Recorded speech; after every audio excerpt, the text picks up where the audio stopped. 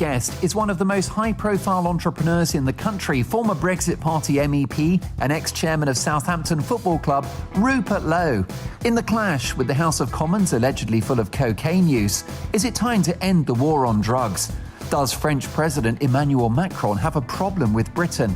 Plus, a worrying rise in anti-Semitism, an asteroid heading for Earth, and my all-star panel. See you then.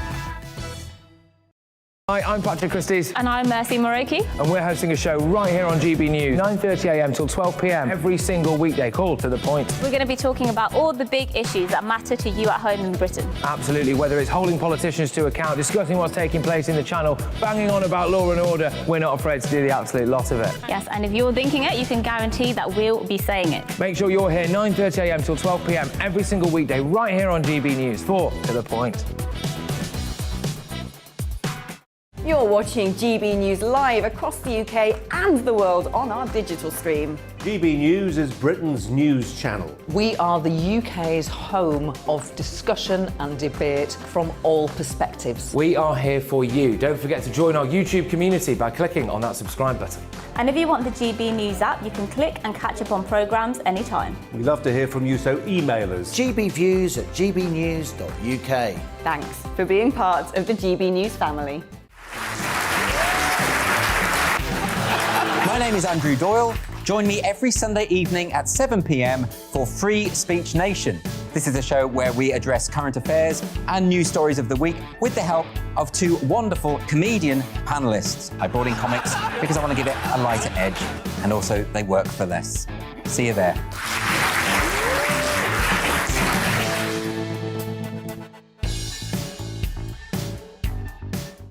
Join my show Farage, 7pm till 8pm, Monday through Thursday. And there you will get opinion, analysis, debate, and I'll cover stories that nobody else dares to touch. And then for the last 15 minutes, talking pints. We're over a drink. We have a civilised conversation with someone. We very often disagree, but we do it in a grown-up way. Come and join me on Farage.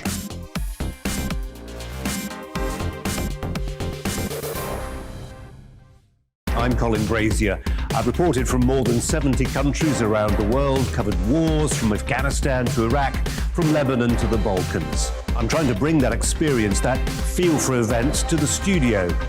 And something else, I'm ready to give an opinion.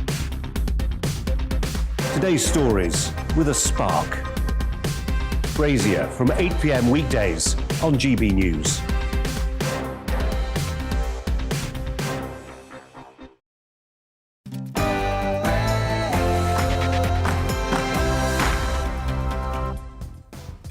Top of the evening to you. A busy show tonight. My Mark Meets guest is the former chairman of Southampton Football Club, a top entrepreneur and ex-Brexit Party MEP.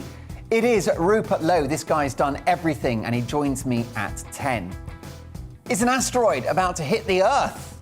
And what the hell is an asteroid anyway? Should we worry? We'll speak to a leading scientist to explain. Why is the evil crime of anti-Semitism tolerated and even, in some circles, ignored in this country? The deputy editor of the Jewish Chronicle joins me to discuss another shocking video of abuse that has emerged this week. And in the clash, with Boris planning an assault on drugs and with rumours that the House of Commons is full of cocaine, is it time to end the war on drugs? We'll hear from all sides on that one. But with me all evening, the news headlines, Simon Pusey.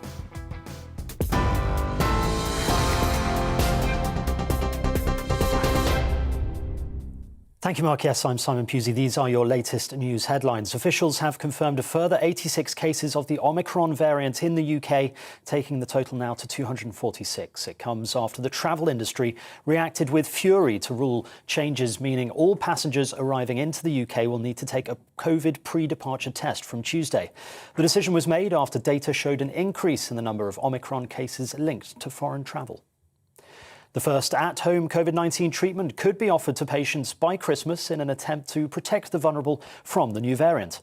Health Secretary Sajid Javid is set to launch a national pilot of the antiviral pill called Lagevrio after the UK became the first country in the world to license its use.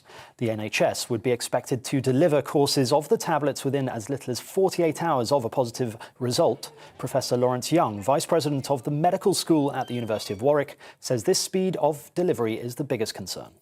This is the issue. It's about how do you organise this? And so the idea here is people with that report symptoms that are on the more vulnerable side of things and have comorbidities will be provided with the drug very quickly. And that's got to happen. And that's the bit that I think I'm a little bit concerned about, the logistics, getting that drug to people within that time frame. The Energy Secretary has said it's totally unacceptable that thousands of homes are still without power 9 days after Storm Arwen hit the UK. Just over 3,000 properties across northern England and Scotland still have no supply, despite nearly 300 military personnel being drafted in to assist. Yellow weather warnings have also been issued in the area ahead of Storm Barrow, which is expected to arrive on Tuesday. Kwasi Kwarteng says the power firm's operations will be evaluated and action will be taken if needed. We will have a review. We will see if the distributor companies have spent enough money on infrastructure. We may even have enforcement action if necessary, but we will do all we can to make it a much more resilient system. Police say there's no indication that the arrest of a man in Derby on suspicion of making or possessing an explosive substance is terror-related. More than 50 houses were evacuated after a number of suspicious items were found. Officers say they're unsure when residents will be back in their homes. They attended a house on King Alfred Street in Normanton earlier this morning. People have paid their respects to Arthur Labinjo Hughes in Solihull today. Crowds, including the 6-year-old's grandmother, released balloons at the vigil. Earlier, the government announced a national review into the circumstances leading to his death. Arthur's stepmother, Emma Tustin, was jailed for life after being found guilty of his murder, while his father, Thomas Hughes, received 21 years for manslaughter. The Attorney General's office says the length of the sentences is to be reviewed. At least 14 people have died and 56 have been injured after Mount Semeru erupted yesterday in Indonesia. At least 1,300 people have been evacuated after several villages were blanketed with falling ash, mud and debris. Indonesia's weather agency says the expected rain could also complicate evacuations even more. The country's National Disaster Agency says rescuers are still searching for those reported to be missing. Well, that's it from me. You're right up to date now. Back to Mark Dolan tonight.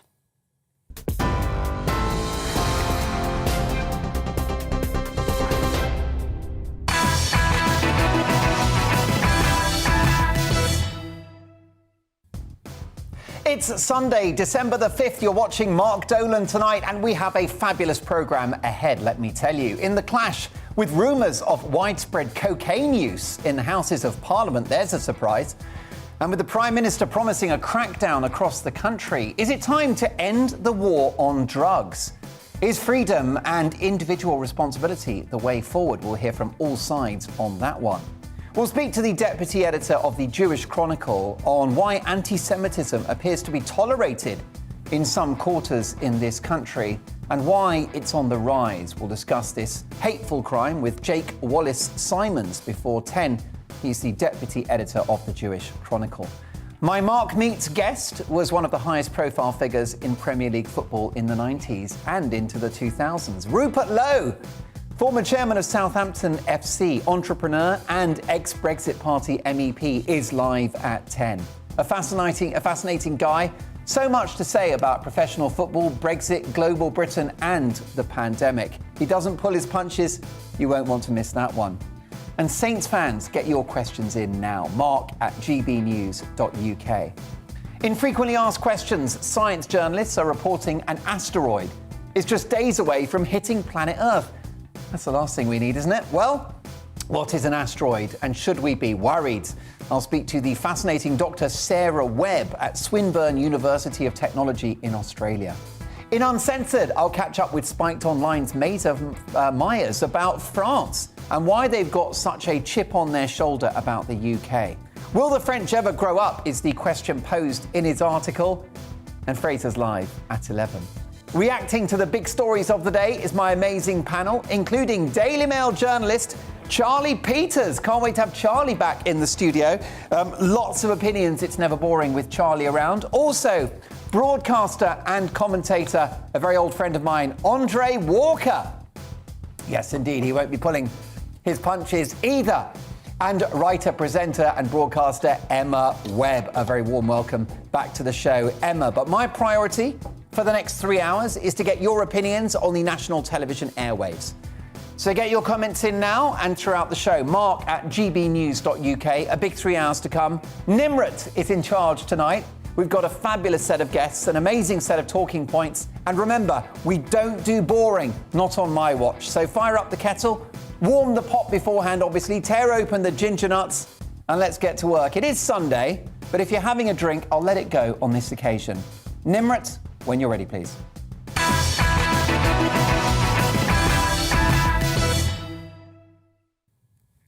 After 16 years at the helm, Angela Merkel, the Chancellor of Germany, is out of a job. In a farewell speech, she said that we must keep an open mind about science and debate all aspects of COVID policy in a respectful way, which is very confusing because this former chemist has crushed debate around science in Germany with relentless lockdowns, mask mandates with better, higher spec masks than the one we use, and divisive COVID passports. These strict measures must have worked, right? I mean, the Germans are famous for doing things better than everyone else. Well, let's take a look at a graph of current cases of COVID in Germany to find out. Oh dear, that's not a great look. Cases have gone bonkers. Oh, scheisse! Maybe the Germans aren't so perfect after all. It's been so difficult for Angela because she wanted to reinvent Germany as a progressive, democratic and enlightened country, and yet she flirts with the worst aspects of German history by separating members of society based upon their medical status in the form of the aforementioned vaccine passports. And now she attacks bodily autonomy with a mandate which will make being vaccinated a matter of German law. Surely you can't make a medical procedure a matter of law, can you? Wouldn't that have a chilling impact on the image of a country that seeks to rid itself of ghosts of the past and sell an image to the world of a freedom-loving democratic nation? Oh dear. Now, world leaders are queuing up to say that Merkel has been one of the great leaders of Germany since the war, citing the fact that she's been there for 16 years. Well, that's like saying herpes is great because it's been around for a long time. German society has been left divided and unstable after her bizarre decision to welcome 1 million migrants into the country, which has destabilised not just German society, but neighbouring EU countries, including Poland. Following the Japanese Fukushima nuclear disaster, Mrs. Merkel made a decision a decade ago on behalf of the German people to abandon nuclear energy. The resulting legacy is an old-fashioned fossil fuel burning economy with a carbon footprint the size of a Yeti and a total reliance on Russian gas. Extraordinarily, Germany is now dependent on Vladimir Putin for its energy. Now, this cripples any chance of Germany or EU member states being able to talk tough with the Kremlin. For the Germans to receive the gas they need from Russia, they must accept Vladimir Putin's new pipeline, which is called Nord Stream 2. Except that this new pipeline allows Putin the freedom to cut off all energy supplies to the Ukraine, the Russian invasion of which has begun already with the annexation of the Crimea. So ultimately, if Ukraine falls to Russia, this will be on Germany and on Merkel. Germany is now in Russia's back pocket, and that is Angela's legacy. Germany is still an economic powerhouse, but it's an old business model of heavy manufacturing to which they will continue to lose market share to China in the years to come.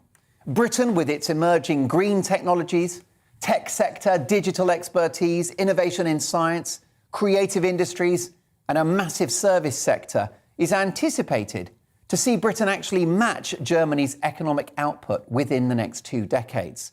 A forecast by the Centre for Economic and Business Research, the CEBR, predicts that the UK economy will grow to become 23% larger than that of France by 2035, and ultimately see the UK economy outgrowing Germany itself, the Holy Grail.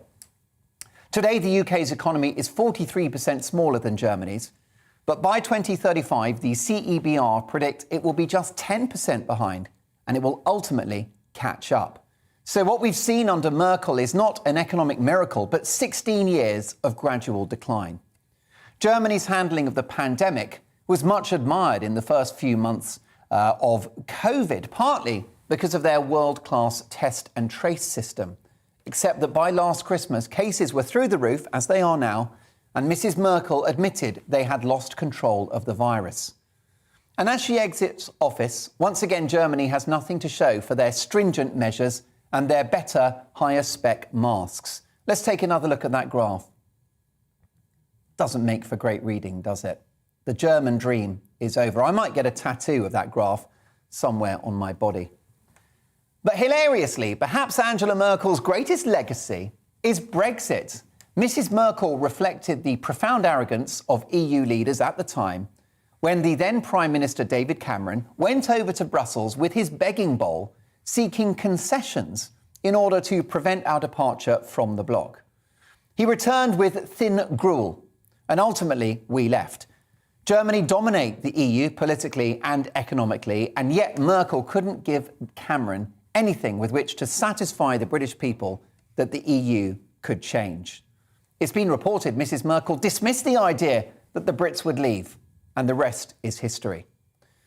Just being in the job for a long time doesn't mean you're good at it. Ask Matt Hancock.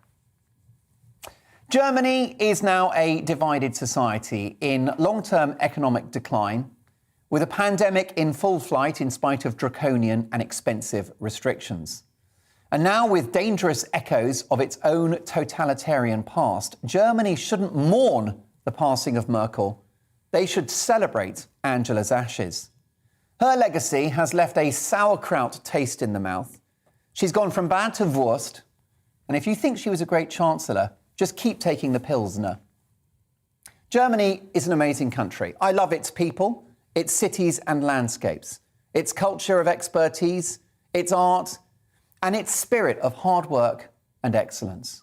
But Angela Merkel is the most overrated politician in the world, and this trouser-suited tyrant won't be missed. Auf Wiedersehen, pet.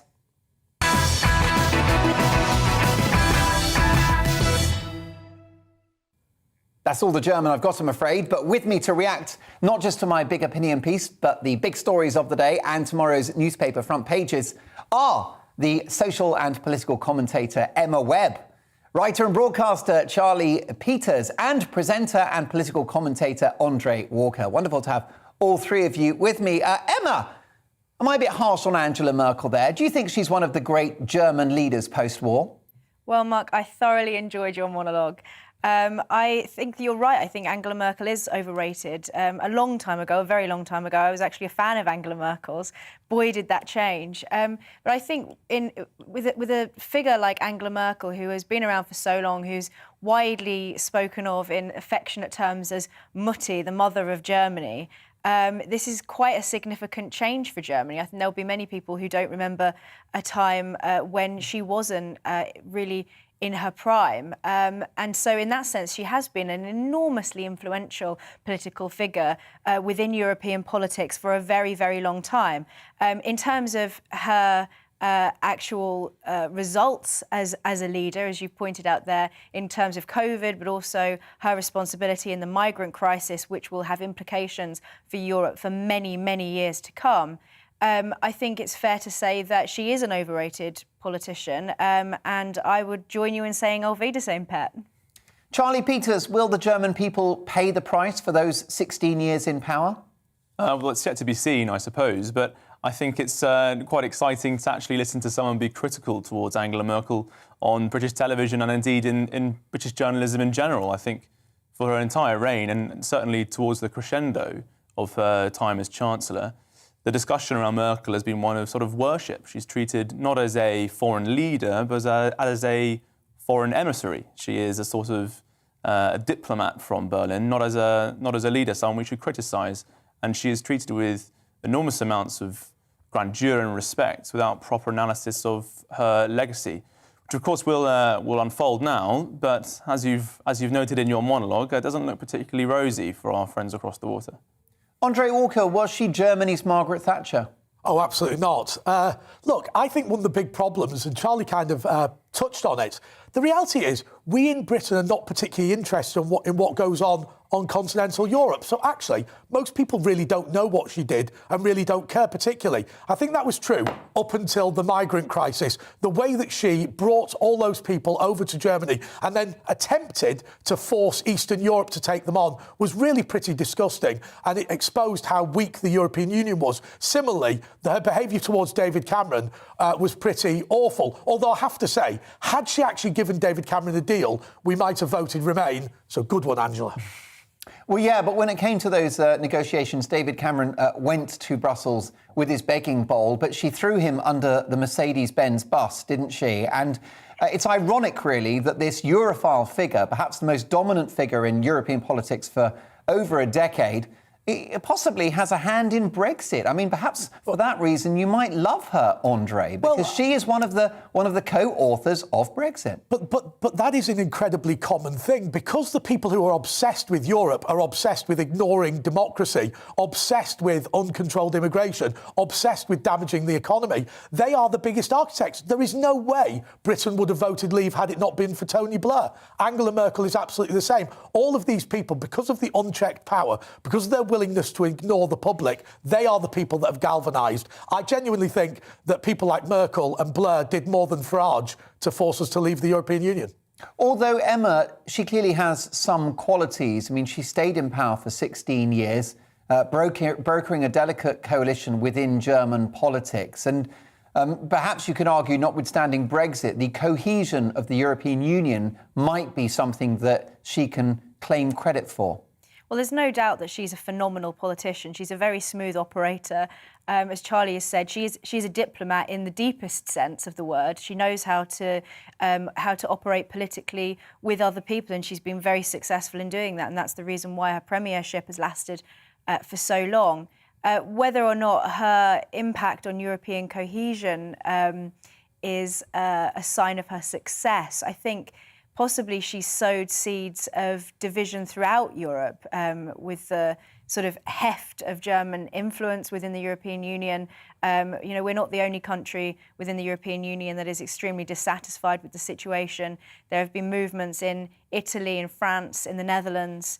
And I think that, as you pointed out in your monologue, she's overseen, in many ways, an era of terminal decline in Germany. But because of the strength of her character, she is, in German terms at least, a very charismatic leader. And so I think that has covered up many sins, as it were. Is she actually, rather than being the German Margaret Thatcher, is she the German Nicola Sturgeon? Is that going to tell? I'll have that one, because I think Nicola Sturgeon's got bags more charisma than Angela Merkel. I mean, for all her sins, Nicola Sturgeon at least has a character. When I've kind of witnessed Merkel on the media rounds and in speeches, she comes across as incredibly cold and quite dull. And I think that speaks really to the difference in the national character between Germany and the UK, and that our politicians, when we see them as mother, perhaps we never would, but we certainly wouldn't give a nickname like that to a politician. And I think, it speaks to the differences between the two nations, that she is revered in such a way for a style that we would see as, I think, quite dull. But can I make this point? Part of the reason she survived so long, whichever way you vote in a German election, absolutely nothing changes. There's just a soup of moderates all joining together in some form of coalition. So the fact is, somebody like her, who's an absolute technocrat, is very good at surviving. But of course, it's not a democracy in the sense that nothing ever changes. The will of the people is never enacted.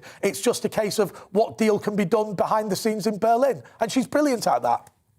Well, I think that's a really, really fair point. And the Telegraph this week pointed out, and I quote, that although she remains popular in Germany, thanks to her government's litany of unforced errors and breathtaking complacency, write the Telegraph, not only has she turned her once dominant Conservative Party into a shadow of its former self, handing power to a left-wing coalition dominated by Socialists and Greens, She leaves behind a country and a continent vulnerable to the authoritarian regimes on its doorstep. And that's the darkest aspect of this, isn't it, Charlie? The reliance by the Germans now on Russian gas and the complexities of the geopolitics of that situation. Yeah, absolutely. It's a very dark and troubling situation.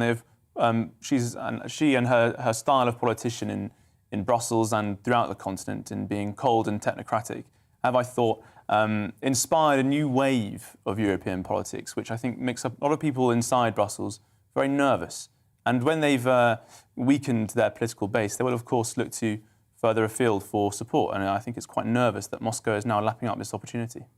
Yes, and a final thought on this, Charlie. The decision to abandon nuclear energy a decade ago, I mean, that has not aged well. And Germany were noticeably quiet at COP26. Yeah, absolutely. And I think this is one of the few but brilliant areas where we can look to the French to lead the way in the continent with their pro-nuclear stance. They will enjoy cheaper and safer and more brilliant energy for years to come, and Germany will be struggling. Well, look, my panel are with me for the duration of the show. I think you'll agree we're travelling business class tonight. Do get your views over. Do you think Angela Merkel is the most overrated politician in the world? That's certainly my view. Mark at gbnews.uk.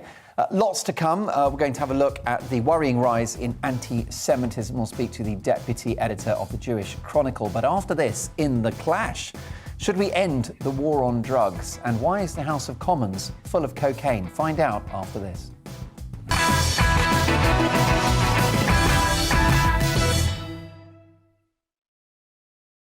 You're watching GB News live across the UK and the world on our digital stream. GB News is Britain's news channel. We are the UK's home of discussion and debate from all perspectives. We are here for you. Don't forget to join our YouTube community by clicking on that subscribe button.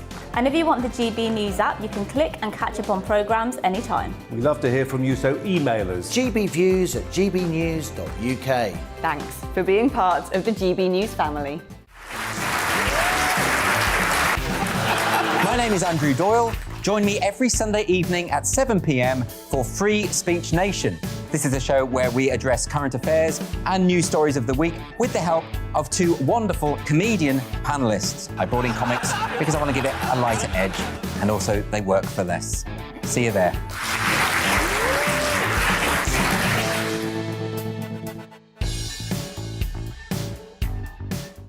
Join my show Farage, 7 p.m. till 8 p.m. Monday through Thursday. And there you will get opinion, analysis, debate, and I'll cover stories that nobody else dares to touch. And then for the last 15 minutes, talking pints. We're over a drink. We have a civilised conversation with someone. We very often disagree, but we do it in a grown-up way. Come and join me on Farage.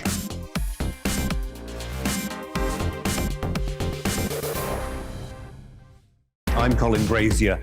I've reported from more than 70 countries around the world, covered wars from Afghanistan to Iraq, from Lebanon to the Balkans. I'm trying to bring that experience, that feel for events, to the studio. And something else. I'm ready to give an opinion.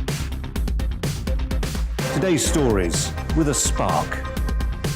Brazier from 8 p.m. weekdays on GB News.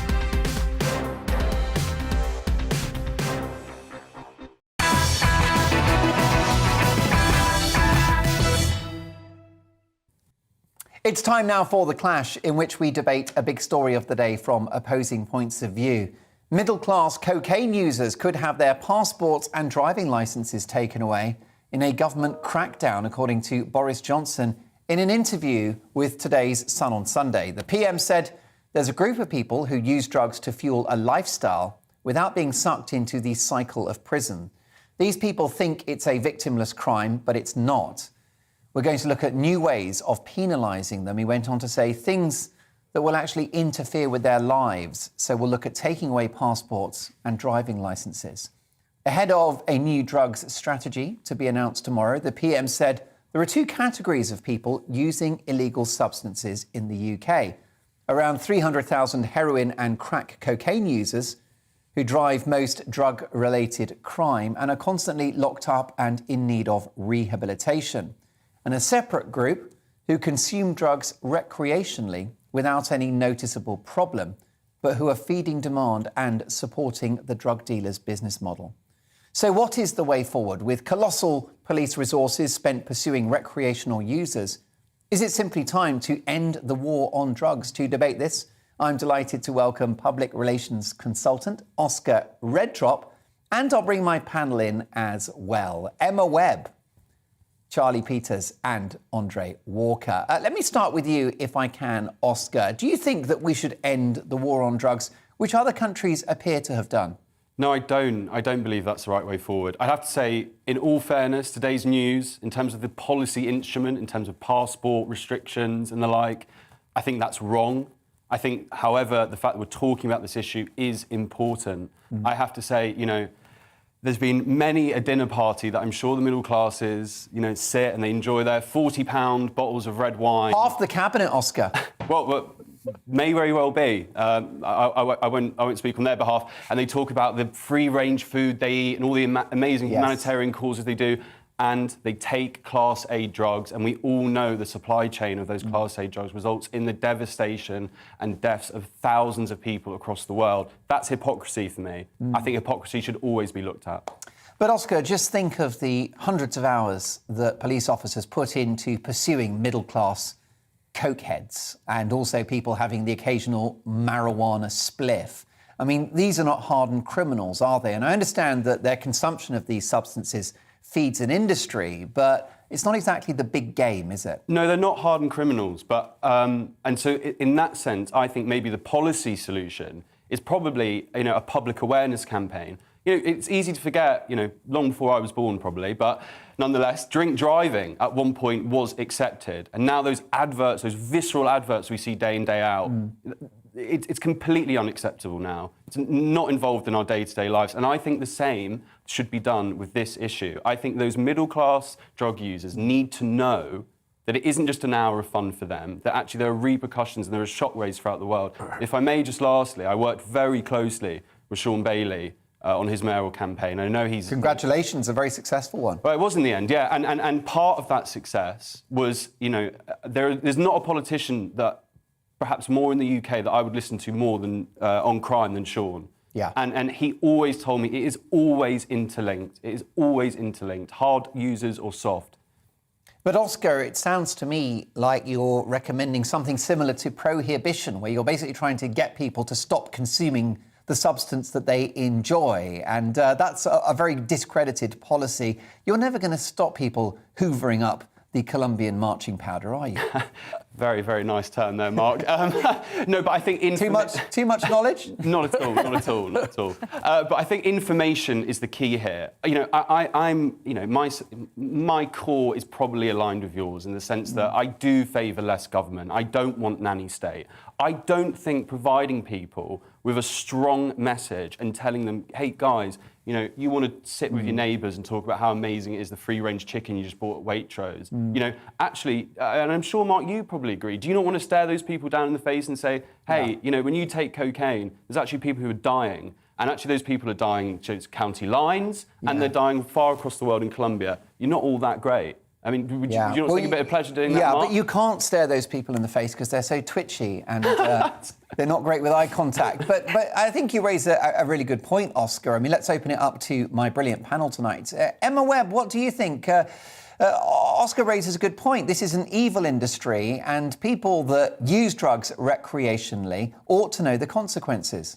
I think Oscar makes some very good points, and I certainly have never been particularly soft on drugs. However, I do think that the suggestions of doing things like taking measures of removing people's passports or their driving licences is too far. And we've seen this a lot over the last 18 months with all of the public health policy, this increasing sort of leaning towards a state that thinks that it can interfere with people's basic liberties in order to try and influence their behaviour. And I see this as being very much a part of that. And I think that it's very troubling that they would suggest the removal of people's passports in particular. I think that is a very worrying stance that they would even consider it. But I also don't think that we should be soft on drugs. So I share that tendency away from a bigger state towards a smaller state. But I also do think that it's important to recognise the harm that drugs have, not just on individuals at home and abroad, but also on communities and families as well. That the impact of drugs can be absolutely devastating, and it isn't something that should be taken lightly and just be viewed as something that is purely recreational. But Emma, the current approach isn't working. We are losing the war on drugs. Why can't we be honest, like the Scandinavians, the Portuguese and the Dutch, and certain states in America as well? I don't know. I'd have to see the statistics on that to know whether or not actually relaxing rules around drugs and legalisation of... I know that drug deaths in Portugal have fallen since they decriminalised. It might be that is a better way to try and deal with drug use, but I'm not entirely sure. And my concern would be that it would make drugs more accessible to those who otherwise wouldn't have access to it, and could potentially damage more lives. So I don't know exactly what the solutions are, but I don't think that taking people's passports away from them is one of them. Gentlemen, I'll come to you shortly, but Oscar, back to you. Your response to that? I think... Look, when you look across Europe, we're all different populations. Different cultures. Different cultures. And I think sometimes it's naive to look to other nations and go, oh, why don't we just do that here? Why don't we just import that here? This is the UK. The crime rate, that I was exposed to when I was working on that campaign in London genuinely shocked me. And 90% of it is down to drugs. And if even 10% of middle-class users is encouraging and feeding that awful, awful environment, then, I don't think we can just hold our hands and give up. And you know what? And we all have to have a really long look in the mirror and actually ask ourselves, have I played a passive or, ultimately, have I played a small role in that? And I think that's a tough question. And I know that, when Sean actually asked it, during his election campaign in terms of, doing random checking in offices and businesses with more than 250 people. It was interesting, people didn't really like it. They didn't like that idea, and you have to kind of go, well, why is that? And I think the answer is probably quite obvious to many of us, and I think we need to be honest and we have to have a tough conversation with ourselves. We can't give up on this issue. Andre, I'll come to you shortly, but Charlie Peters, what's your view on this? The war on drugs, it's the war we never fought, to quote Peter Hitchens. There's all this discussion about, we've proven that prohibition doesn't work, it's time to move on to a softer alternative, perhaps a more continental approach, when actually when you look at the hard facts, our approach towards hard drug use has been pretty pathetic throughout, especially in the more recent ministries, and I never ever take the government seriously when they push these comms lines. I think what you're experiencing right now with this latest proposal is just a throwaway, back of a fag packet policy idea used to appeal to voters for no more than a week that will never come into fruition, because the fact of the matter is this government doesn't take drugs seriously. The one before it didn't, and the one before that also ignored the problem. Andre Walker, you're very lucky because you're high on life. No, I just love you. Look, you often see the police quote this statistic: we've got X amount of street value of drugs. The reason they use that statistic is because it makes it sound like they're more successful than they are. There was an article in The Economist recently that said a gram of cocaine in Colombia retails for 10 pence. Now, with all the muck that they put into it, it would be cut down and sold for £300 on the streets of London. So what they do is just machine gun huge amounts at the British border. The border agency says that 95% of cocaine gets through. And here's my fundamental point. Whether you are talking about drug use or not, the clear thing is that drug dealers are not illegal pharmacists. Their business model is to be a criminal gang. And if you legalise drugs, what would happen is Pfizer and people like that would destroy the drug dealers. These people are making absolutely billions. The prohibition is an unprecedented engorgement of a criminal class. Did you see the way the Italian mafia in New York died a death when prohibition ends? There has to be a point here about how much money we are handing over to dangerous criminals. Yes, I mean, I'm drug-free, I'm pleased to say, Oscar, but I'd rather buy my drugs from Boots than from Sid on the third floor. So I think, again, I think you are slightly living in cloud cuckoo land if you think that legalisation will mean drug dealers pack up, throw their hands up in the air and go, oh, you know what, I'm going to get a job down in, Tesco's or whatever. You know, that life's not for me anymore. Fair play, guys. You've taken my business. It's done. That will not happen. The drug. But it kills their business model. Well, allow me to respond to that. Get a couple of lines of cocaine from Costa. Yeah, allow me to respond to that. Allow me to respond to that. One of those millionaire shortbreads. Sounds like a heart attack waiting to happen, that, Mark. Andre? It's not about actually thinking that these criminal elements will cease to be criminal elements. The point is that there is less money going into the system because they have less opportunities to make money. Certainly it was true when Prohibition ended in New York that the level of organised crime was reduced simply because they were less wealthy, because they had less opportunity to make money. But this is what I think is specific, if I may, to middle-class drug use. I think the middle classes, at times, and don't get me wrong, I have seen it, I have been aware of it. There is this, almost the gift that being middle class gives you is, you know, drug taking can be cool.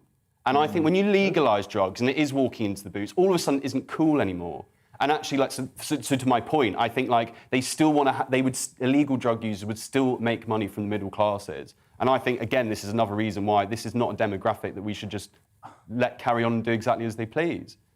They see it as cool, and I think that has to end. I mean, it is a national security issue, isn't it? Considering the business model that surrounds the drug industry, the drug trade, Emma, supports terrorism and a lot of international foreign bad actors. Absolutely. I mean, it's connected to human trafficking, all sorts of crime all across the world. So, and in many cases, not just with drug taking, small actions that individuals take connect to a larger network, a domino effect of really, really terrible things. But I don't think that's necessarily the primary, or at least it would be a motivating factor, I think, for the individual when it comes to drug taking or their view on drug taking. I think the thing that really is much closer to home is the sorts of effects that this has on people's families. People who have addicts in their families will know that this is something that can be absolutely, utterly devastating to families and communities all around the country. And I think the concern would be that if you were to take that risk of legalising drugs, for example, that actually we don't know what the implications of that might be, and it may make it easier for people to access drugs where they wouldn't have otherwise been able to, and it may destroy lives at home, never mind the international criminal networks behind it. So I think this is a much, much more complicated issue than we're even able to give it due time for. But I think that ultimately, as Charlie put it, it's a back of the fag packet policy proposal. Suggesting things like removing passports or other particularly draconian measures, I think actually will turn people off of what otherwise might be a sensible argument to be a little tough on drug use.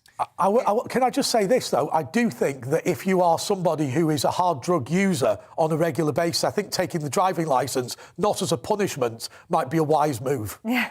That's not a bad shout. And by the way, I wonder, Oscar, whether policymakers are guilty of hypocrisy, because the Sunday Mirror newspaper are reporting this evening that the House of Commons Speaker Lindsay Hoyle is going to contact police about a report that said cocaine has been found in several lavatory areas of Westminster Palace.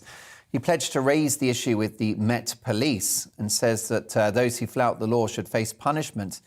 One of the 12 lavatory areas in Parliament that was tested showed traces of cocaine, according to the Sunday Times.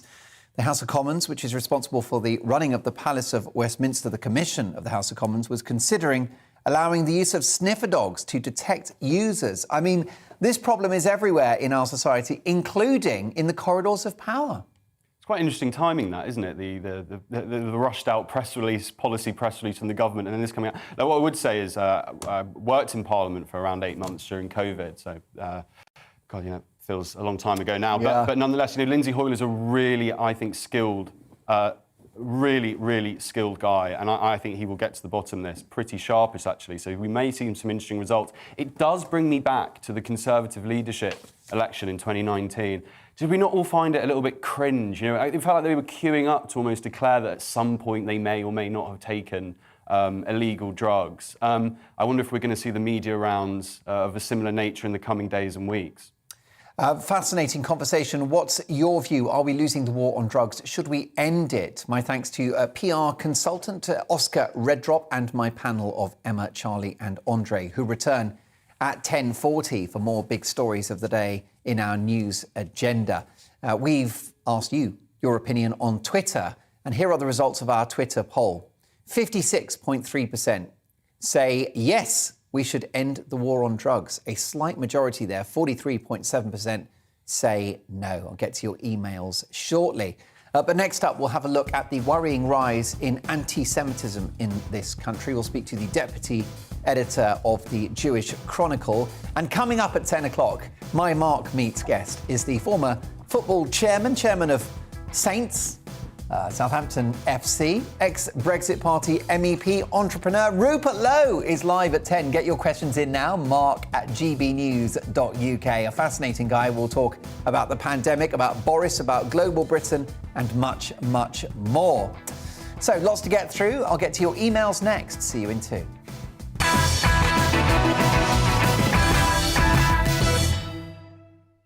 You're watching GB News live across the UK and the world on our digital stream. GB News is Britain's news channel. We are the UK's home of discussion and debate from all perspectives. We are here for you. Don't forget to join our YouTube community by clicking on that subscribe button. And if you want the GB News app, you can click and catch up on programmes anytime. We love to hear from you, so email us. gbviews@gbnews.uk. Thanks for being part of the GB News family. My name is Andrew Doyle. Join me every Sunday evening at 7 p.m. for Free Speech Nation. This is a show where we address current affairs and news stories of the week with the help of two wonderful comedian panellists. I brought in comics because I want to give it a lighter edge, and also they work for less. See you there.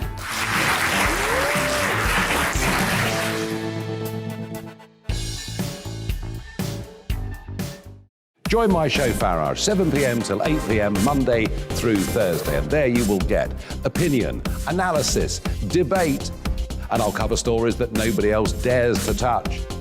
And then for the last 15 minutes, talking pints. We're over a drink. We have a civilised conversation with someone.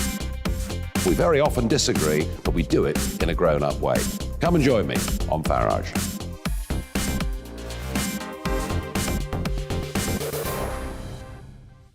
I'm Colin Brazier. I've reported from more than 70 countries around the world, covered wars from Afghanistan to Iraq, from Lebanon to the Balkans. I'm trying to bring that experience, that feel for events, to the studio. And something else, I'm ready to give an opinion. Today's stories with a spark. Brazier from 8 p.m. weekdays on GB News.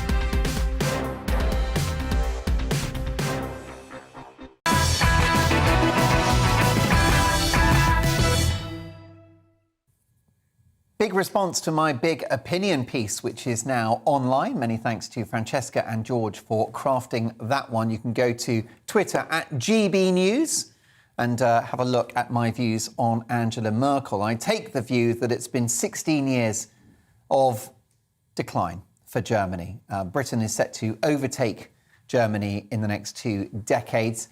They've got a migrant crisis.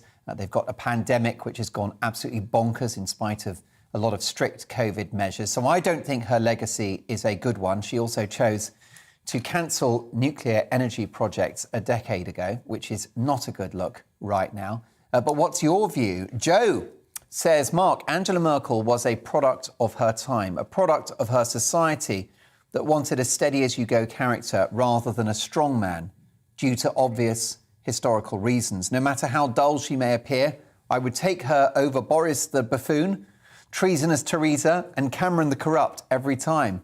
At least she loved her country and defended Germany's interests in the UK. Well, that she did.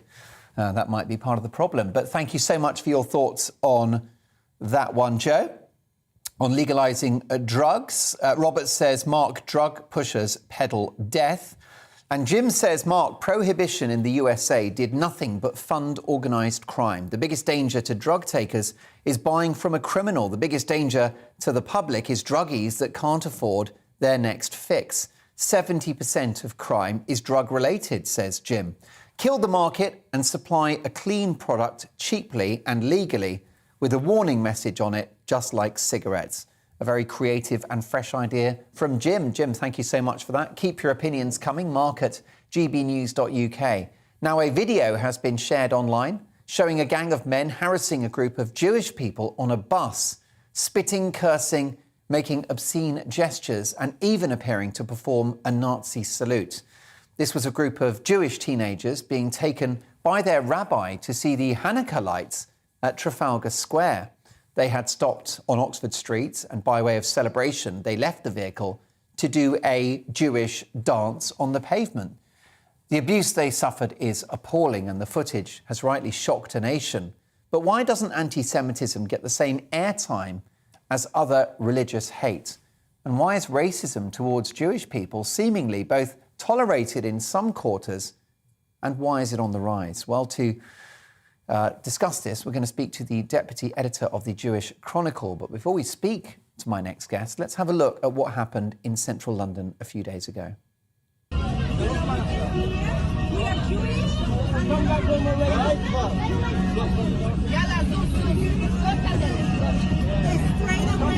Come back when we're ready.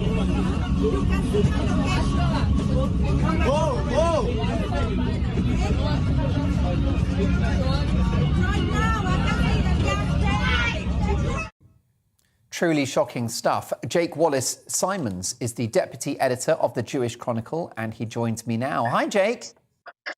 Hello. Jake, this was a shocking video. How indicative is it of attitudes towards Jewish people in this country? Well, I think if you take the British public as a whole, Britain is not a very anti-Semitic country. In fact, not wanting to minimise the anti-Semitism that does exist here, on the whole, I think Britain is probably the best place that Jews have ever lived in their diaspora history, if you like. So I think, generally speaking, Britain isn't anti-Semitic. However, it's important to note that in the British Muslim community, various polls have shown, or repeated polls have shown, that levels of anti-Semitism and anti-Jewish hatred are much, much higher than in the population at large. And it would appear that the people involved in this particular assault, the apparent perpetrators, would seem to have been from a Muslim background because they used various Arabic curse gestures and things like that. So I think that really is a big part of the story. Well, of course, it's a problem and a great concern. How do you think it could best be tackled? Well, that is a very, very difficult question indeed. I think that, one big thing that helps is when there's a public outcry. And, that's during the Corbyn years when anti-Semitism, began to fester in Labour and grow. I think it was really destroyed because the public basically became aware of it and had had enough.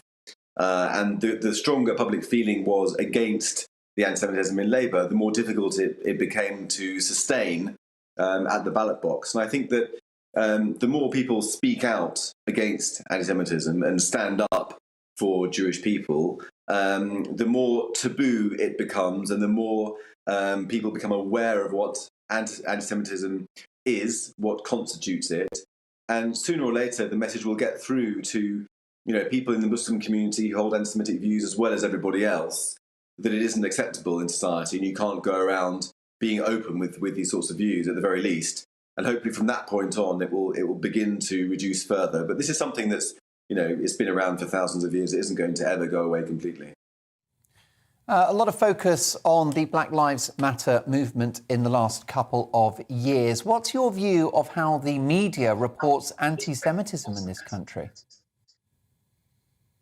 Well, it feels to me as if we live in a society where there's a very, very intense focus on anti-black racism, anti-Asian racism, to the extent that even if you don't realise you're being racist, or even if you're not being racist in terms of your motivation, using the wrong word or the wrong phrase or expressing a taboo opinion is somehow offensive, and there's a great furore about it. We saw that with Michael Vaughan, for example, a comment that he made in 2009, which Azim Rafiq said to me that he acknowledged was not malicious.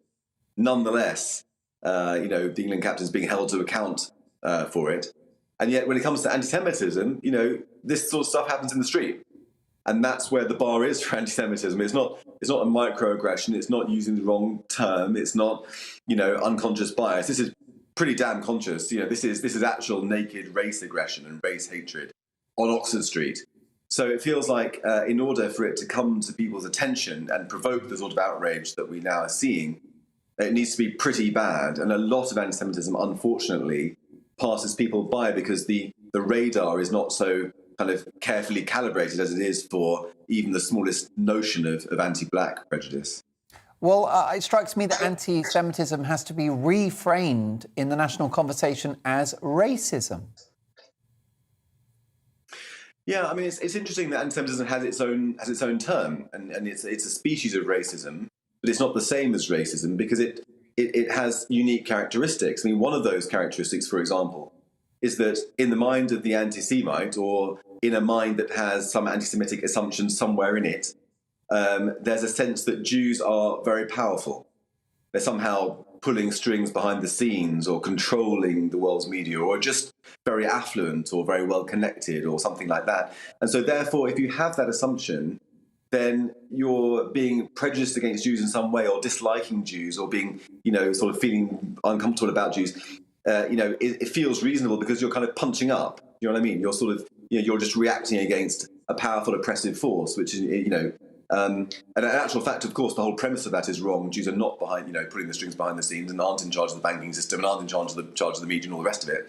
But that's how anti-Semitism is framed. It's a very peculiar form of racism, whereas, other forms of racism, you don't have quite the same sense. Anti-black racism isn't justified in the mind of the racist by punching up against a powerful force. It's very much punching down. And so anti-Semitism has a specific history. It has the history of the Holocaust as well, which other racisms don't have. And specific characteristics. But your point is very valid in that it should be taken as seriously as other kinds of racism. And so in that way, recognising that it is racism puts it in that same bracket, and is an important step as well. And anybody should support anti-racism, but the issue for Jewish people is anti-racism seems to leverage skin colour, which is not always applicable to Jewish people. Yes, I mean, that's another sort of peculiar aspect of anti-Semitism, and a unique aspect of Jews, perhaps, which is that although we are, racially distinct, or ethnically distinct, and religiously distinct, culturally and religiously distinct, we're not obviously apparently Jews. If I walk in the street now, nobody would know that I was Jewish. Whereas when I was a child, growing up in a religious environment, walking around with a kippah on my head, I would get regularly abused in the street, sometimes even physically. My school would be attacked, have bomb threats, and local thugs would come down and things like that, because we were obviously Jewish. But then you can sort of take that away and sort of blend in. You can pass, to use the parlance. Whereas if you're black, you can't. But I think that this term anti-racism itself has become contaminated, hasn't it? Because everyone's against racism, but the specific term anti-racism is part of this, sort of woke ideology, which sort of suggests that if you're not an ally of black people, if you don't subscribe to all of the woke doctrine, then you're somehow a racist, And so I think that in a way, for me, I'm not woke. I don't subscribe to those kind of theories. I'm keen to oppose anti-Semitism and other kinds of racism from a sensible point of view. That if it's about people's motivation and the context in which they make remarks and comments. I had a woman say to me the other day, I was at a rugby club dinner, and she found out I was Jewish, and she said, "Oh, turn to the side. Oh, yeah, I can see you've got a big nose. Yeah, I can see." And, and to be honest, she was a bit drunk and just felt a bit silly. I didn't feel that she had any malice in her.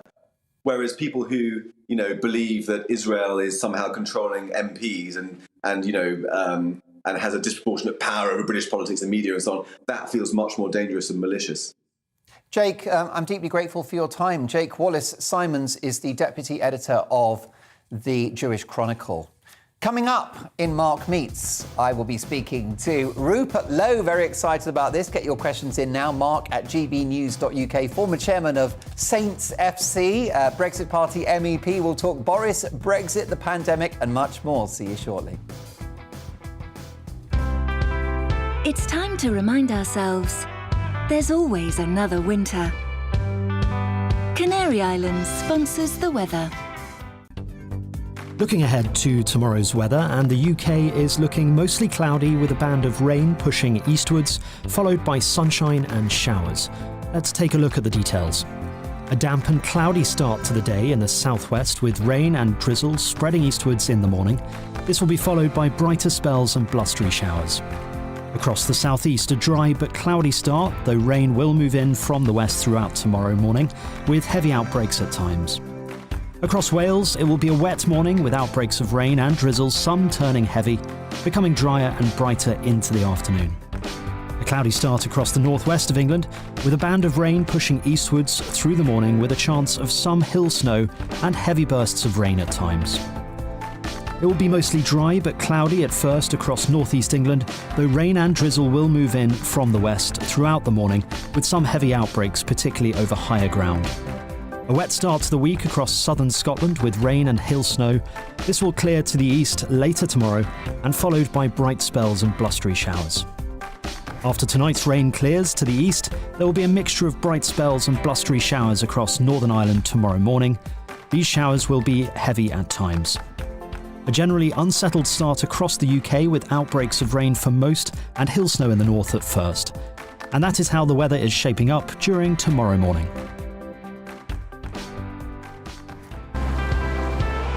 Canary Islands sponsors the weather.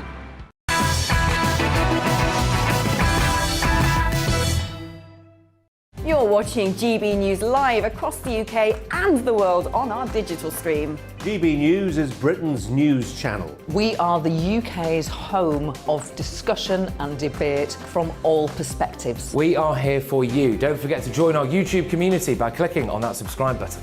And if you want the GB News app, you can click and catch up on programmes anytime. We love to hear from you, so email us. gbviews@gbnews.uk. Thanks for being part of the GB News family. My name is Andrew Doyle. Join me every Sunday evening at 7 p.m. for Free Speech Nation. This is a show where we address current affairs and news stories of the week with the help of two wonderful comedian panellists. I brought in comics because I want to give it a lighter edge, and also they work for less. See you there.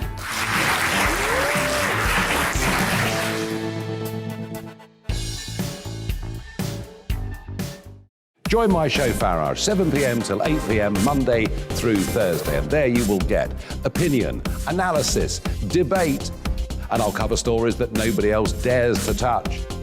And then for the last 15 minutes, talking pints. We're over a drink. We have a civilised conversation with someone. We very often disagree, but we do it in a grown-up way. Come and join me on Farage.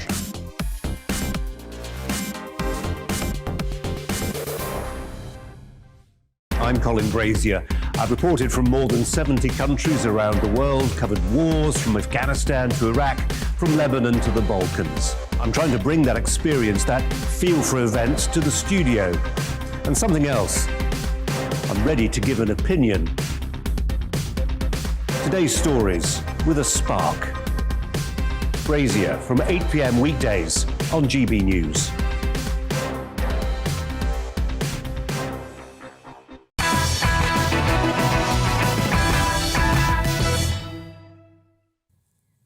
Lots to get through in the next 2 hours. My Mark Meets guest is the former chairman of Southampton FC, Rupert Lowe, former Brexit Party MEP as well. We'll be talking about Boris, the pandemic, global Britain and the Premier League. So much to get through. Pop your questions over now, mark@gbnews.uk. Plus my all-star panel, tomorrow's newspaper front pages. And in FAQs, we'll find out all about asteroids. Apparently there's one heading straight for planet Earth. I wonder whether they will pop up in the news headlines. Let's get to our newsroom right now.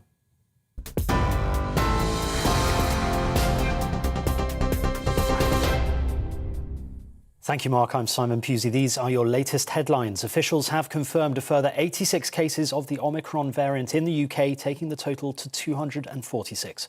It comes after the travel industry reacted with fury to rule changes, meaning all passengers arriving into the UK will need to take a COVID pre-departure test from Tuesday.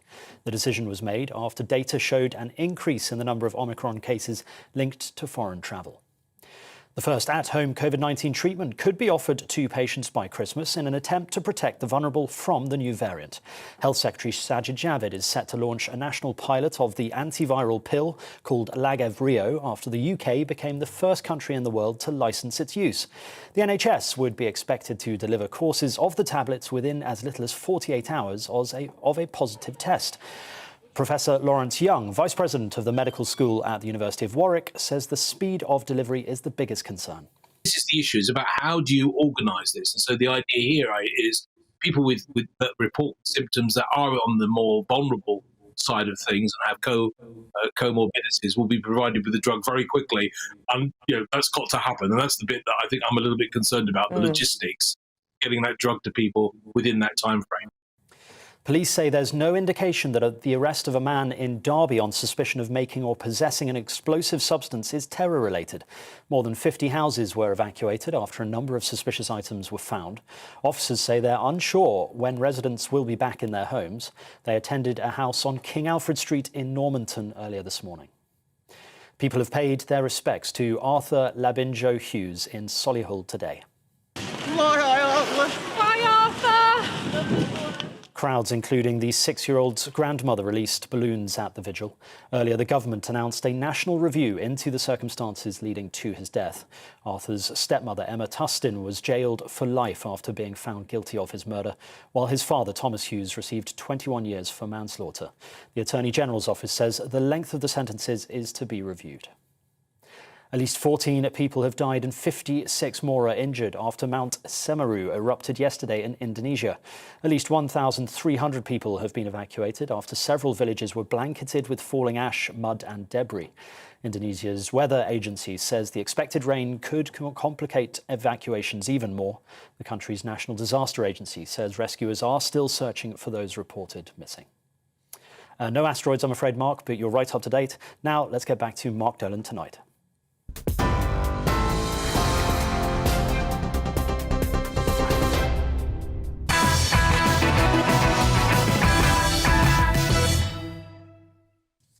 A really busy couple of hours. Big response to my big opinion speech at the beginning of the show. It's now on Twitter at GBNews, so take a look at my comments. I consider Angela Merkel to be the most overrated politician in the world. The trouser-suited tyrant will not be missed, in my view. And by the way, this is not an anti-German tirade. It's a country I love and for which I have a huge amount of affection. But I think it's been badly let down over the last 16 years. But what's your view? Lynn says, hi, Mark. Angela Merkel spent most of her former life in East Germany. If you wanted to place Germany and Europe generally in a compromised position, you could enact many of her policies. Well, Lynn, a Conservative government has done just that over the last year and a half. I'm sure you'll agree. On the war on drugs, should we end it? Natalie says, Mark, if any of your panel had personal experience with drugs, then they would be more qualified to comment. Do any of them even drink? Well, I think Andre has had a sniff of the barmaid's apron once or twice, but I get your point. She says, let's ban alcohol, shall we? Oh, and cigarettes. Drugs have been used for the entire history of man. Many great artists, musicians and writers used drugs. And these people who wish to suppress drug use should look at the history of drug taking and the benefits. Gosh, yet another case of wake up, people, and get a life. Natalie, love your email. Fascinating contribution. Do write to me again.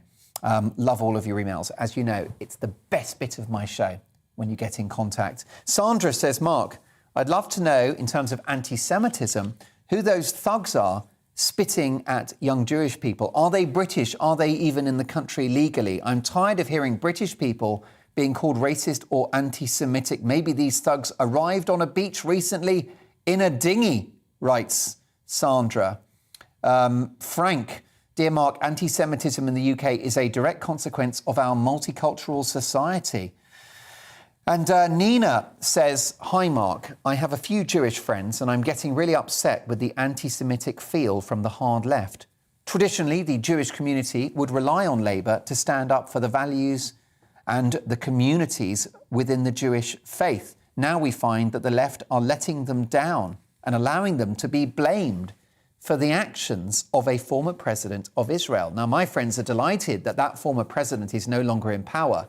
but the country has to be able to protect itself. If you actually look at all the wars between Israel and Hamas, then you will note that Israel was targeted first and sent their retaliation in response. I'm proud to have Jewish friends, and it's not people from their religion who have bombed innocent people in our country over the last 20 years. Nina, thank you very much for your thoughts on that. That will, of course, continue apace, that debate. But let's move on now, because it's time for Mark Meets, in which I speak to the biggest names in the world of entertainment, business, politics and sport, as well as people with a big story to tell. My guest tonight is a highly accomplished politician, entrepreneur and former Premier League football club chairman. Rupert Lowe was born in Oxford and was educated at Radley College and the University of Reading before making his fortune in the City of London. In the mid-90s, Rupert's career took a turn when his nursing home business, Secure Retirements, took control of the iconic Southampton Football Club. After the deal was completed, Rupert became the chairman of the club, guiding the Saints from their old stadium into the magnificent 32,000-seat St Mary's, which opened in 2001.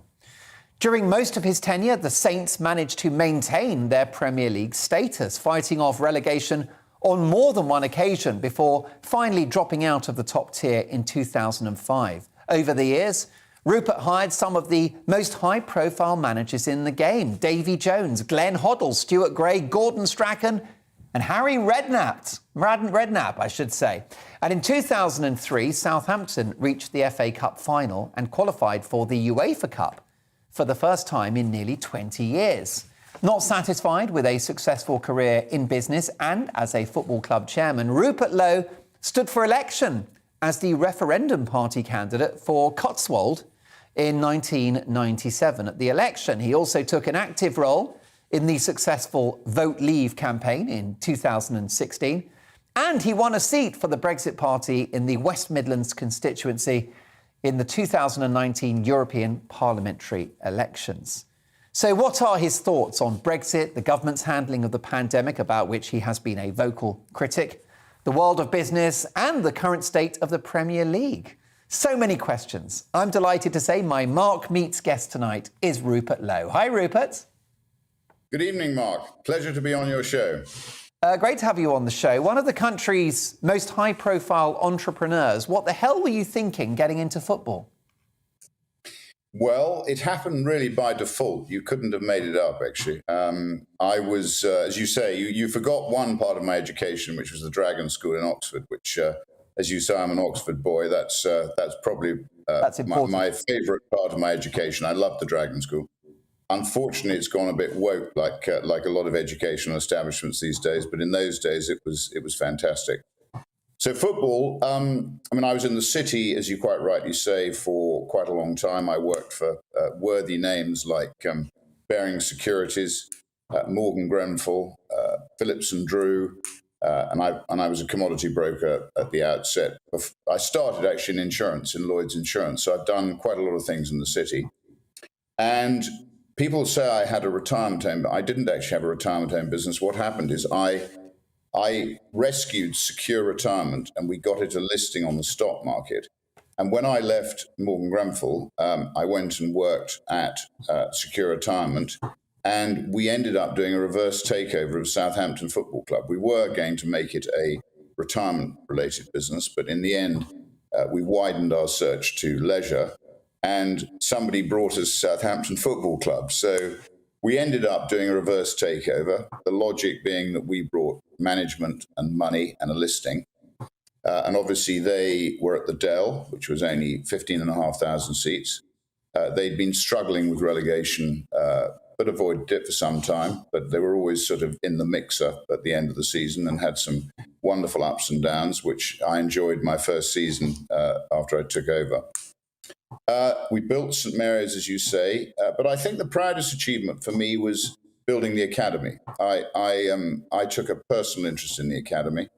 I loved developing young English players, because England being basically a footballing country, it's not the UK, it's England, and Scotland is a different footballing jurisdiction. So I loved the academy, and we produced some fantastic players, like Walcott, Bale, Oxlade, Chamberlain, Luke Shaw, Adam Lallana. The list just goes on and on. At one point, Gareth Bale was the most valuable football player on the planet, and he came through your academy. He came through our Bath Centre, yeah. And I think one's got to give credit to the staff. We actually changed the staff because, in my view, a lot of English staff are actually incredible. They weren't as good as some of the foreigners. If you look at the structure in Norway, the academy structure, or France, it was much better than ours. So I think a man called Georges Prost deserves a lot of the credit, along with Malcolm Elias, Hugh Jennings, and our scouting and academy management team. We bought a hotel in Southampton so that they were properly looked after. Their education was taken care of. So I think you can't win anything unless you create good people and you employ good people. And, a lot of our boys have been a credit to the game. I think Theo Walcott's been an incredible credit, Gareth Bale too, as well as being tremendous athletes. They're clever and they're great footballers. So I think that's the most, other than getting to the cup final in 2003, as you say, that was my greatest achievement in football. I think football, tragically, is quite a corrupt industry. And I'm almost as sure as I can be that a lot of, spin was targeted at me, because once we started to do very well in the academy and in the first team, I think there are a lot of agents, a lot of big clubs, a lot of the industry who makes money out of big transfers. They don't make a lot of money out of simply, young players doing very well. So I've fought, as you probably know, 2 libel trials, which I won. I've had my phones hacked.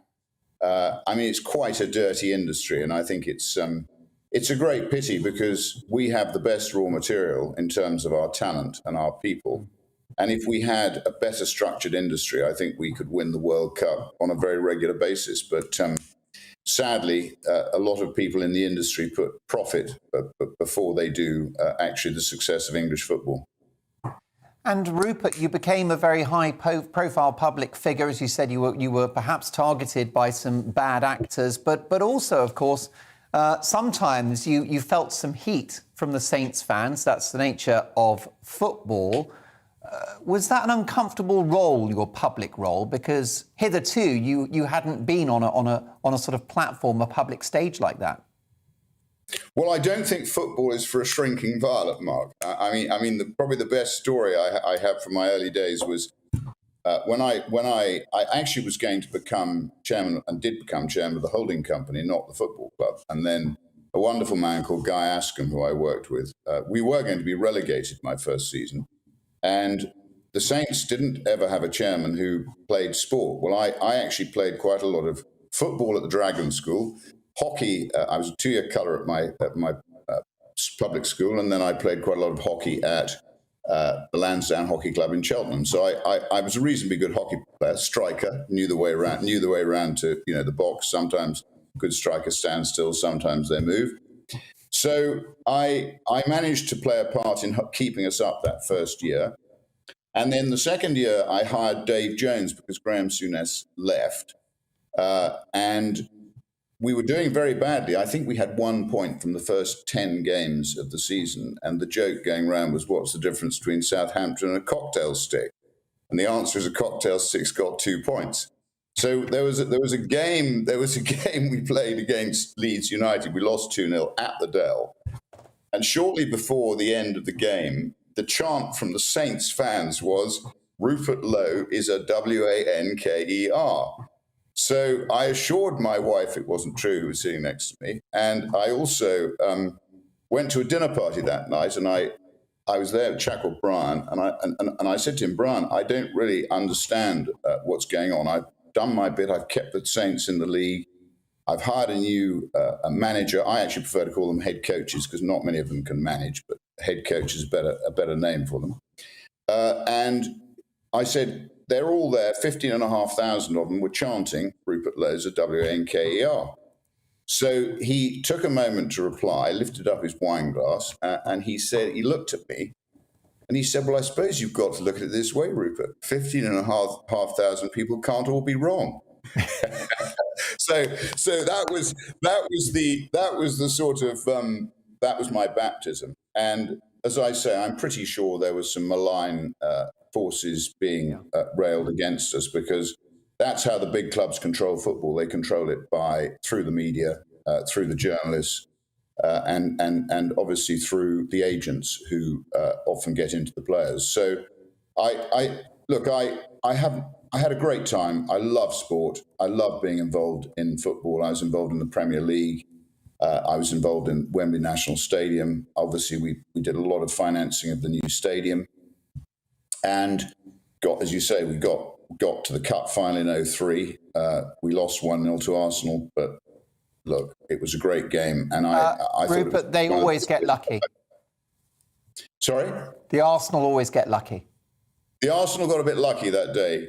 Brett Ormerod should have scored, but he didn't. So anyway, we went home having had a wonderful run, and I think that was an evening on which all the Saints fans were happy and had a good time. Sadly, not at Wembley, but we went to Cardiff instead. Well, Rupert, my chairman, Daniel Levy, will tell you that it's a thankless task being a visionary chairman, and you have to suffer the slings and arrows of outrageous fortune and a bit of abuse along the way. But your legacy is clear. Southampton FC is back in the Premier League in that magnificent stadium, the amazing academy, and that long, rich history. Long may it continue.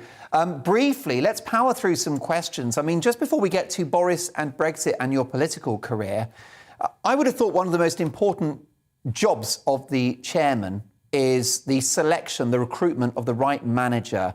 And you've worked with Harry Redknapp, Glenn Hoddle and many others. So what makes for a good football manager in your view? What were you looking for when you were club chairman? Well, I think the key relationship in a football club is the relationship between the chairman and either the head coach or the manager, whichever name you want to give them.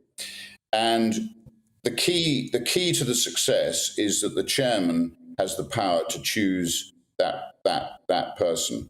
So I had a great relationship with Dave Jones until he was wrongly taken by the CPS, the Crown Prosecution Service, to trial, which again was an injustice to Dave.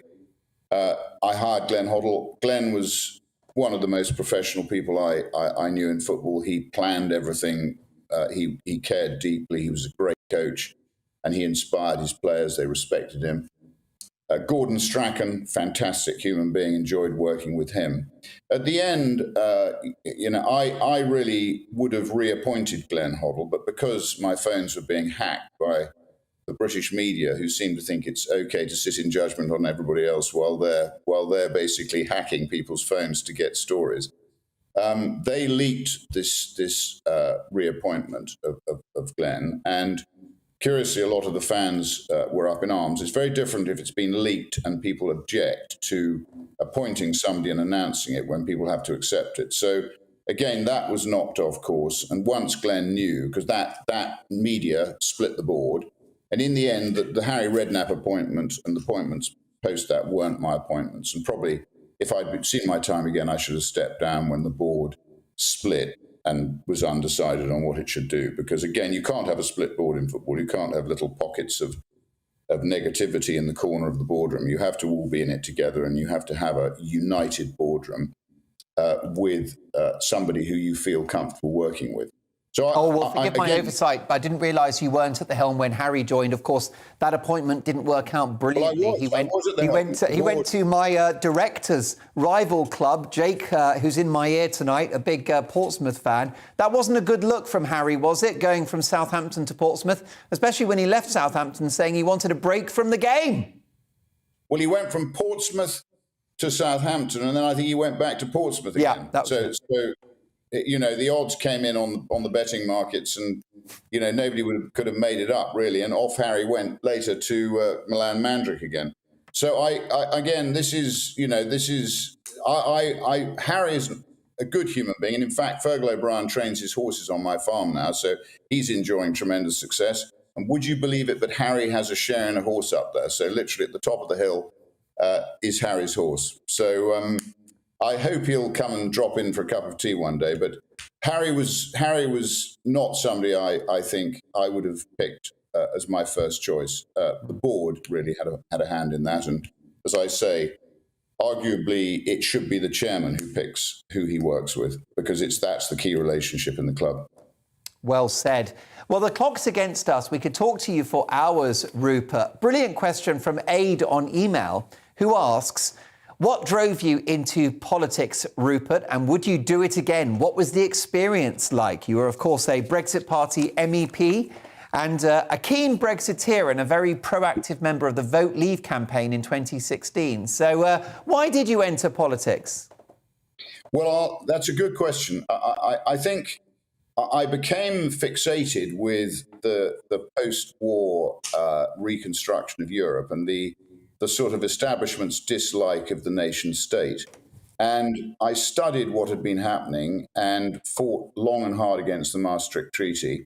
And then I realized that that actually the key to our sovereignty was to maintain the pound. And when Sir James Goldsmith stood up and put up £50 million, formed the referendum party, I was absolutely intent to join. I stood in the Cotswolds and I kept my deposit. I got 6.75% of the vote and kept my deposit, sent it back to Sir James Goldsmith. And that probably is one of my proudest political achievements, is we kept, if you remember, all three parties. We had Paddy Ashdown, Tony Blair and John Major. They were all pro the euro because the establishment at that time were all pro the euro. They will deny it now, but that's the truth. And all the same arguments were being run about joining the euro as being, about Brexit. So ultimately, Sir James Goldsmith elicited a promise from all three parties that they would have a referendum before we surrendered to the euro. So the common misapprehension is that Gordon Brown played a part in that, but actually he came after Sir James Goldsmith, and the promises that were made in 1997. So when Cameron called the election, it was in fulfilment of that promise that was made to Sir James Goldsmith, effectively at the time of the referendum party. So I then did a lot for Business for Sterling. I then did a lot for Vote Leave, as you said earlier. And ultimately, again, great night was that night in June 2016 when we won the vote. The British people voted to leave the European Union. We then had this terribly frustrating period when Theresa May, who I just found her the most frustrating, ineffective Prime Minister I think I've ever witnessed. So I got very frustrated, and that prompted me to ring up Nigel, and Nigel asked me to stand in the West Midlands, which I did. My wife got a little upset with me because I didn't have time to even discuss it with her, and the next thing I knew, I was speaking to 1,200 people in various parts of the West Midlands, and if you remember, I then was going to stand as an MP in Dudley North, which is one of the most Eurosceptic constituencies in the country. But at the time, I stood down just before, and Nigel got cross because the message hadn't got through to him that I had actually informed the party. But I took the view I didn't want to split the vote and let in a girl called Melanie Dudley, as it was, who was a momentum-supporting Labour candidate.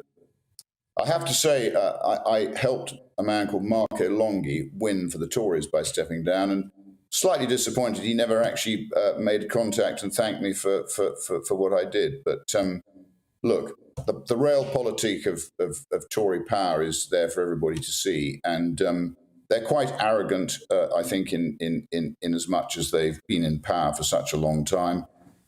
So, answer to the question, why did I go into politics? Because I wanted to save the pound and through that, the British nation state, which I see as incredibly important to accountable government in this country.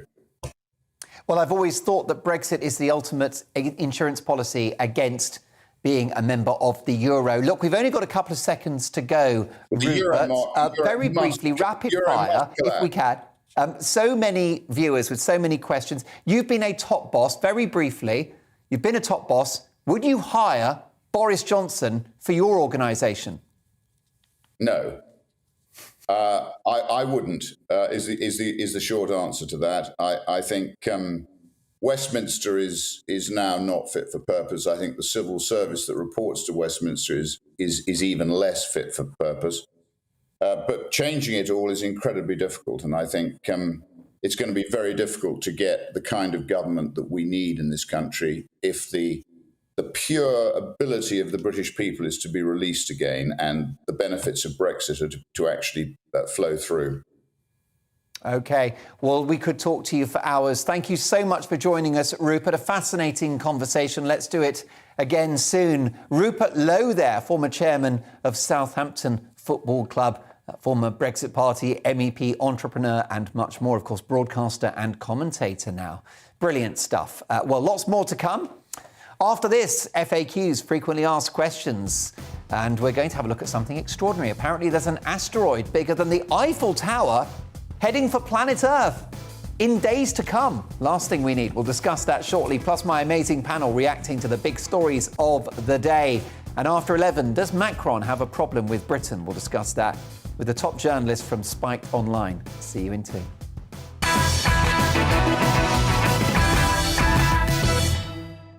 You're watching GB News live across the UK and the world on our digital stream. GB News is Britain's news channel. We are the UK's home of discussion and debate from all perspectives. We are here for you. Don't forget to join our YouTube community by clicking on that subscribe button. And if you want the GB News app, you can click and catch up on programmes anytime. We love to hear from you, so email us. gbviews@gbnews.uk. Thanks for being part of the GB News family. My name is Andrew Doyle. Join me every Sunday evening at 7 p.m. for Free Speech Nation. This is a show where we address current affairs and news stories of the week with the help of two wonderful comedian panellists. I brought in comics because I want to give it a lighter edge, and also they work for less. See you there.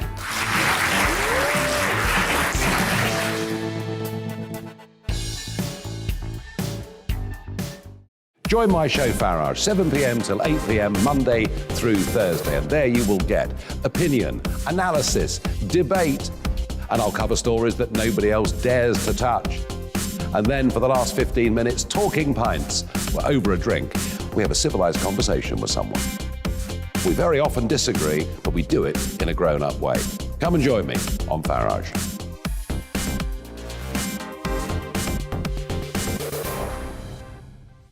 I'm Colin Brazier. I've reported from more than 70 countries around the world, covered wars from Afghanistan to Iraq, from Lebanon to the Balkans. I'm trying to bring that experience, that feel for events, to the studio. And something else, I'm ready to give an opinion. Today's stories with a spark. Brazier from 8 p.m. weekdays on GB News.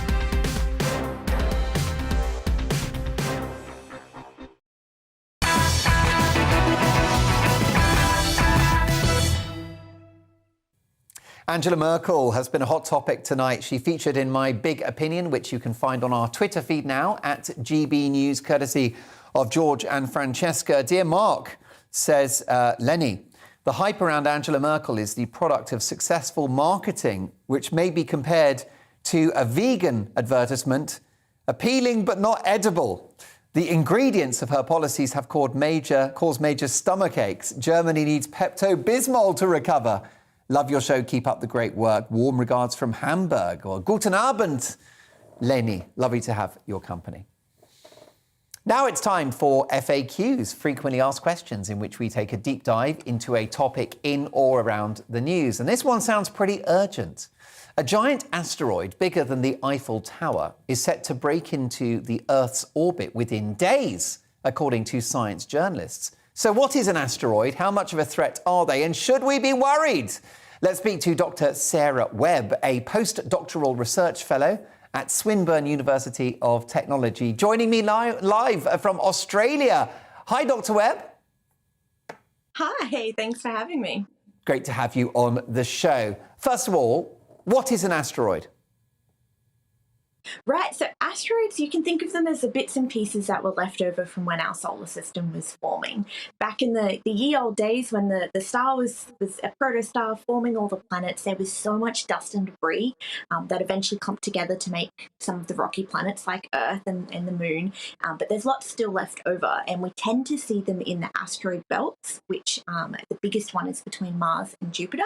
But they can almost be anywhere in our solar system, just depending where they got left behind. That's amazing. Now, can you shoot at them? Can you just sort of blow them up with grenades or with some other kind of weapon? Bruce Willis says yes, but there's actually an experiment going on at the moment. They just launched a mission called the DART mission, which is they're not going to try blow it up. They're going to try hit an asteroid, not the one that we're going to talk about today, but a different one. They're going to try just nudge it out of the way and see if that is a viable option for if one day, if there is a scary asteroid heading to Earth, can we just nudge it and let it be on its way? But there's all sorts of things that we could do to protect ourselves. And yeah. What could we do then? What are those things, Sarah? Is it like wear a hard hat when you go to the supermarket?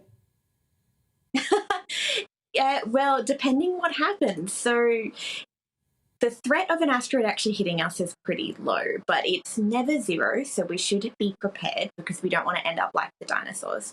So there's always the good old classic Hollywood of putting a nuke in it and blowing it up.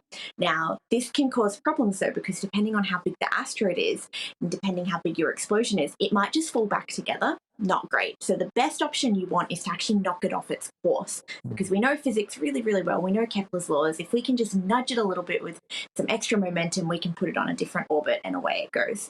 So that's probably the best option we have. How would we change its course? What do we need? Like a really strong hairdryer?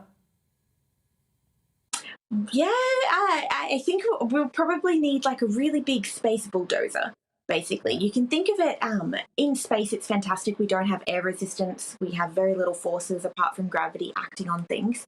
So you can imagine if something's floating in space, when you hit something, you put force into something, all of that force goes into equal and opposite directions. So none of it is really lost in the conversion, which is great, which means that if you send something heading very, very fast into an asteroid, you can push it and nudge it just in space, which is pretty awesome. And what do we know about this current asteroid, which we're told is about to penetrate the Earth's orbit?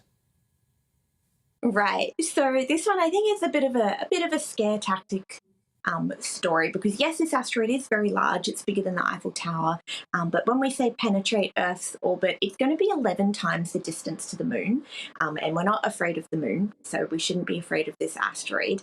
But it is getting relatively close, and it's a great opportunity to actually do some science with it, because it will be closer. We can have a good look with different telescopes. But we should have no fear, because we know exactly where it will be going, and it won't come this close to us again for at least another 10 to 20 years. So do we know when the last major asteroid might have hit Earth? How good is the sort of historical knowledge around asteroids, Sarah? Yeah, so this is a brilliant question. So obviously we've all grown up with the epic tale of the asteroid that killed dinosaurs. That sure was a big one. However, asteroids actually hit the Earth all the time. So we get microasteroids every single day, small little bits and pieces that are falling into the Earth that we barely even notice, micrometeorites, not an issue. Bigger asteroids, however, we've seen some in recent years. Recently, a few years ago, there was that one over Russia that caused a sonic boom in the air and ended up shattering a lot of windows. So that wasn't a very large asteroid, but it could be very dangerous in the fact that it could burst windows.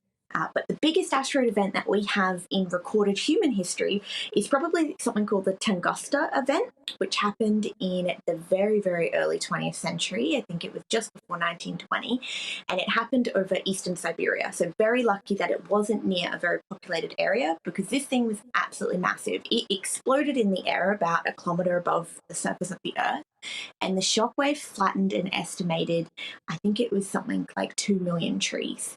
Like an insane explosion. And if that would have happened over a city, it would have been very, very dangerous. And we were just very lucky that it didn't. So Who knows? We have a fantastic asteroid tracking program, so we are very all over the asteroids now in the 21st century. So I think we're pretty prepared. And very, very briefly, how quickly can they travel, and how big could an asteroid get? Yeah, fantastic question. So asteroids tend to travel very, very quickly. Just like Earth is traveling through the solar system very quickly, so are they. So tens to thousands of kilometers per hour. So very, very quick. However, the sizes vary. So you can get very, very small ones that maybe are the size of a baseball, and then you can get ones that are, the size of Pluto, basically. So very, very large. But they are all the largest ones we know are within the asteroid belts on pretty stable orbits. But they do vary in size. They're, a little bit of all sorts. Sarah, you've brought science to life. A fascinating conversation. Do join us again soon. I've loved it. Dr. Sarah Webb is a postdoctoral research fellow at Swinburne University of Technology, live in Australia. Brilliant stuff. Well, going to look out for some asteroids in the next hour and 20 minutes. So much more to get through. In Uncensored at 11, we're going to speak to Spiked Online's Fraser Myers about the French. When will the French grow up? We need a deal on the migrant crisis and on trade with the EU as well. We need the French's help. Does Macron have a problem with Britain? We'll discuss all of that with Fraser Myers at 11. But coming up in my news agenda with my amazing panel, we've got tomorrow's newspaper front pages. And when will Labour's civil war end? So much to get through. See you shortly.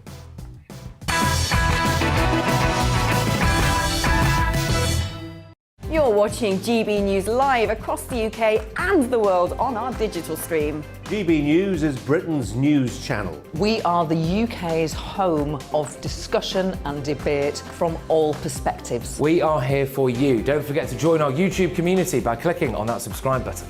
And if you want the GB News app, you can click and catch up on programmes anytime. We love to hear from you, so email us. gbviews@gbnews.uk. Thanks for being part of the GB News family. My name is Andrew Doyle. Join me every Sunday evening at 7 p.m. for Free Speech Nation. This is a show where we address current affairs and news stories of the week with the help of two wonderful comedian panellists. I brought in comics because I want to give it a lighter edge, and also they work for less. See you there.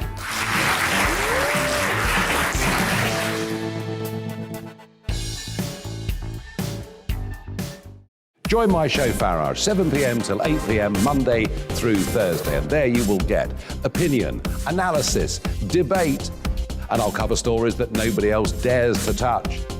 And then for the last 15 minutes, talking pints. We're over a drink. We have a civilised conversation with someone. We very often disagree, but we do it in a grown-up way. Come and join me on Farage.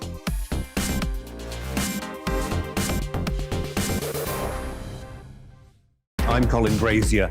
I've reported from more than 70 countries around the world, covered wars from Afghanistan to Iraq, from Lebanon to the Balkans. I'm trying to bring that experience, that feel for events, to the studio.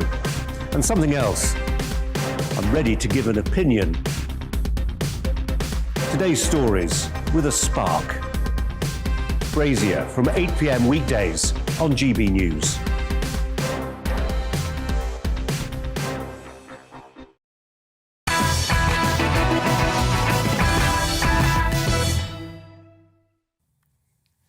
Well, it's time now to react to the big stories of the day and to look at tomorrow's newspaper front pages with my amazing panel. We're going to have some fun tonight. Political commentator Emma Webb, writer and journalist at the Mail Online and elsewhere, Charlie Peters, and political commentator and man about town, bon vivant and low-carbohydrate diet pioneer, Andre Walker. Thanks for that. Great to have you all on the show. And I understand that at least two of you are fueled by a kebab this evening. Is that right? Emma Webb? No comment. No, well, I got a fatouche and lamb shawarma with some hummus. You had a fatouche? Yeah. Andre's a doctor about that. You were off last week, though. How is the itching? Oh, listen, I'm back. The antibiotics. The rash has gone. Yeah. Itching still. Completely. This man is a bad influence. Just shave it in a bit of cream, you'll be fine. Let me tell you, the antifungal treatment has kicked in, and I've never felt better. No, I worked on another station last night, and I filled How dare you? I filled in for somebody else and claimed he had gout throughout the entire thing. So I said he's had his ibuprofen and cherry tablets. He's feeling good now. The thing about gout, it's an unfortunate affliction to have, isn't it? But it's a sign of a life well lived. Just get off the red wine. Yeah. That's how I got rid of mine, if I'm being totally honest. Good to know. Well, on that medical note, GB News, and this is a really big story and an exclusive to this channel, GB News has been told by a British Airways pilot that pilots and some cabin crew are not being advised to undertake any COVID testing. Our sources have informed us here at GB News that a pilot left a runway in South Africa only to fly to another destination for several hours, then transiting to another transatlantic destination. BA cabin crew have told us that under the airline's new contract, pilots can fly both long and short-haul flights, including destinations such as South Africa, before flying elsewhere without being tested or quarantined. Now, BA sent us this statement. Our crews are continually tested in line with government regulations and policy. But Charlie, this is an interesting story, and I think proof, isn't it, that even if you try to kind of like close the stable door and you've got these rules about red countries, if you've got pilots coming in and out of different territories with impunity, what's the point? Yeah, exactly. And we all know there have been ways around these supposedly extremely strict regulations for all people, not just pilots. I mean, travelling from so-called red list countries in, I don't know, lockdown 2 or maybe 3, I can't keep up these days. But in only one of the earlier iterations of this severe clampdown on our life, people were travelling through different countries to come here without being afflicted by the original travel restrictions they came from. So I'm not really bothered if pilots are playing the same game. Well, no, and I don't think COVID discriminates against different professional classes, does it? We see the same with major political conferences and sporting events where suddenly the COVID rules don't seem to be quite as strict. Famously, it does not apply to celebrities. And if you look at the government's list of kind of jobs that allow you to enter the country without further restriction, I mean, that you can scroll for days on that thing. So, not so rigid.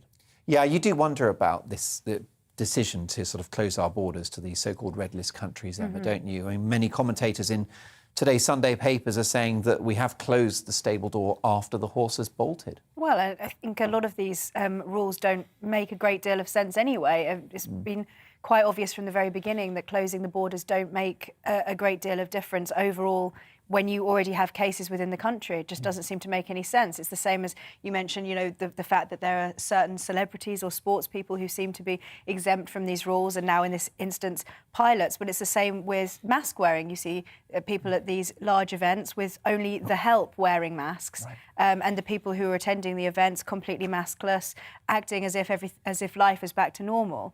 And I think people have just come to expect that these rules, they don't make any sense. They're not consistent. And as we've seen, not in the UK, but in Australia with these new, I suppose you would say, detention centres for people who have come into contact with people who are infected. Even the rules there don't seem to make a great deal of sense, that you have people who are being made to quarantine in these quarantine hotels for 14 days, even though they're testing negative for COVID. So I think people have just come to expect that the rules are just not consistent, don't make sense. So many of these measures appear to be about the optics, Andre. It's all politics, isn't it? Being seen to do something.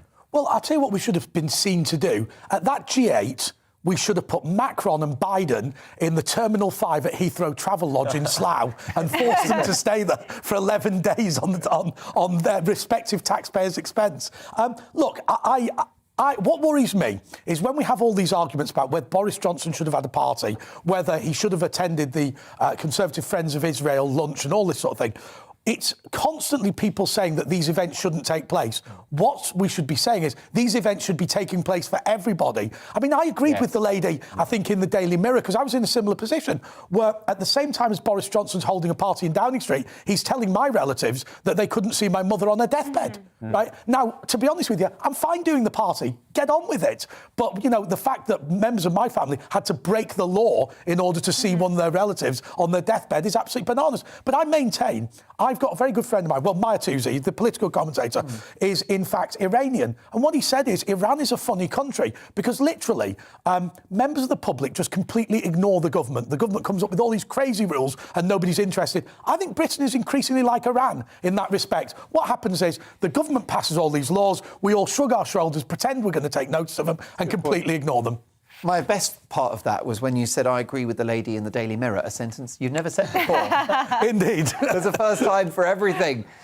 So the Labour Party, let's talk about them next. They have been thrown into disarray. Again, the soap opera continues.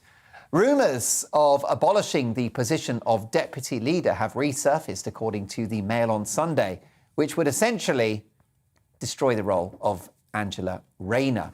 After his shadow cabinet reshuffle and blindsiding Angela Rayner, is the Labour Party fit for purpose, and when will the infighting stop? Will Keith and Ange make up, or will there be a new civil war? I mean, look, I've got to say this is an entertaining distraction from COVID, but it's a major problem for the Labour Party. They just cannot stop talking to themselves, Emma. I find this fascinating because, you know, the Labour Party is obviously in serious turmoil. This seems to just be a personal problem between Keir Starmer and Angela Rayner. And we saw it before when they had the previous reshuffle in May, and Angela Rayner was absolutely intent on keeping her job. And then we've seen this with the announcement of the reshuffle while she was about to give a major speech. It seems very, very petty. But whilst this is all very entertaining, I think on a serious note, this does show that, contrary to what Angela Rayner has said, that she wants the Labour Party to be viewed as being a government in waiting, a party that could govern this country. They've shown themselves to be absolutely incapable of even, you know, staying away from this kind of petty personal squabbling. And I think really what we're seeing is the old tension in the Labour Party between Angela Rayner, who probably is more on the left, more potentially aligned with working class experiences and the grassroots, whereas Keir Starmer is obviously far more of the old school, you know, Crown prosecution. Yeah, and that's right.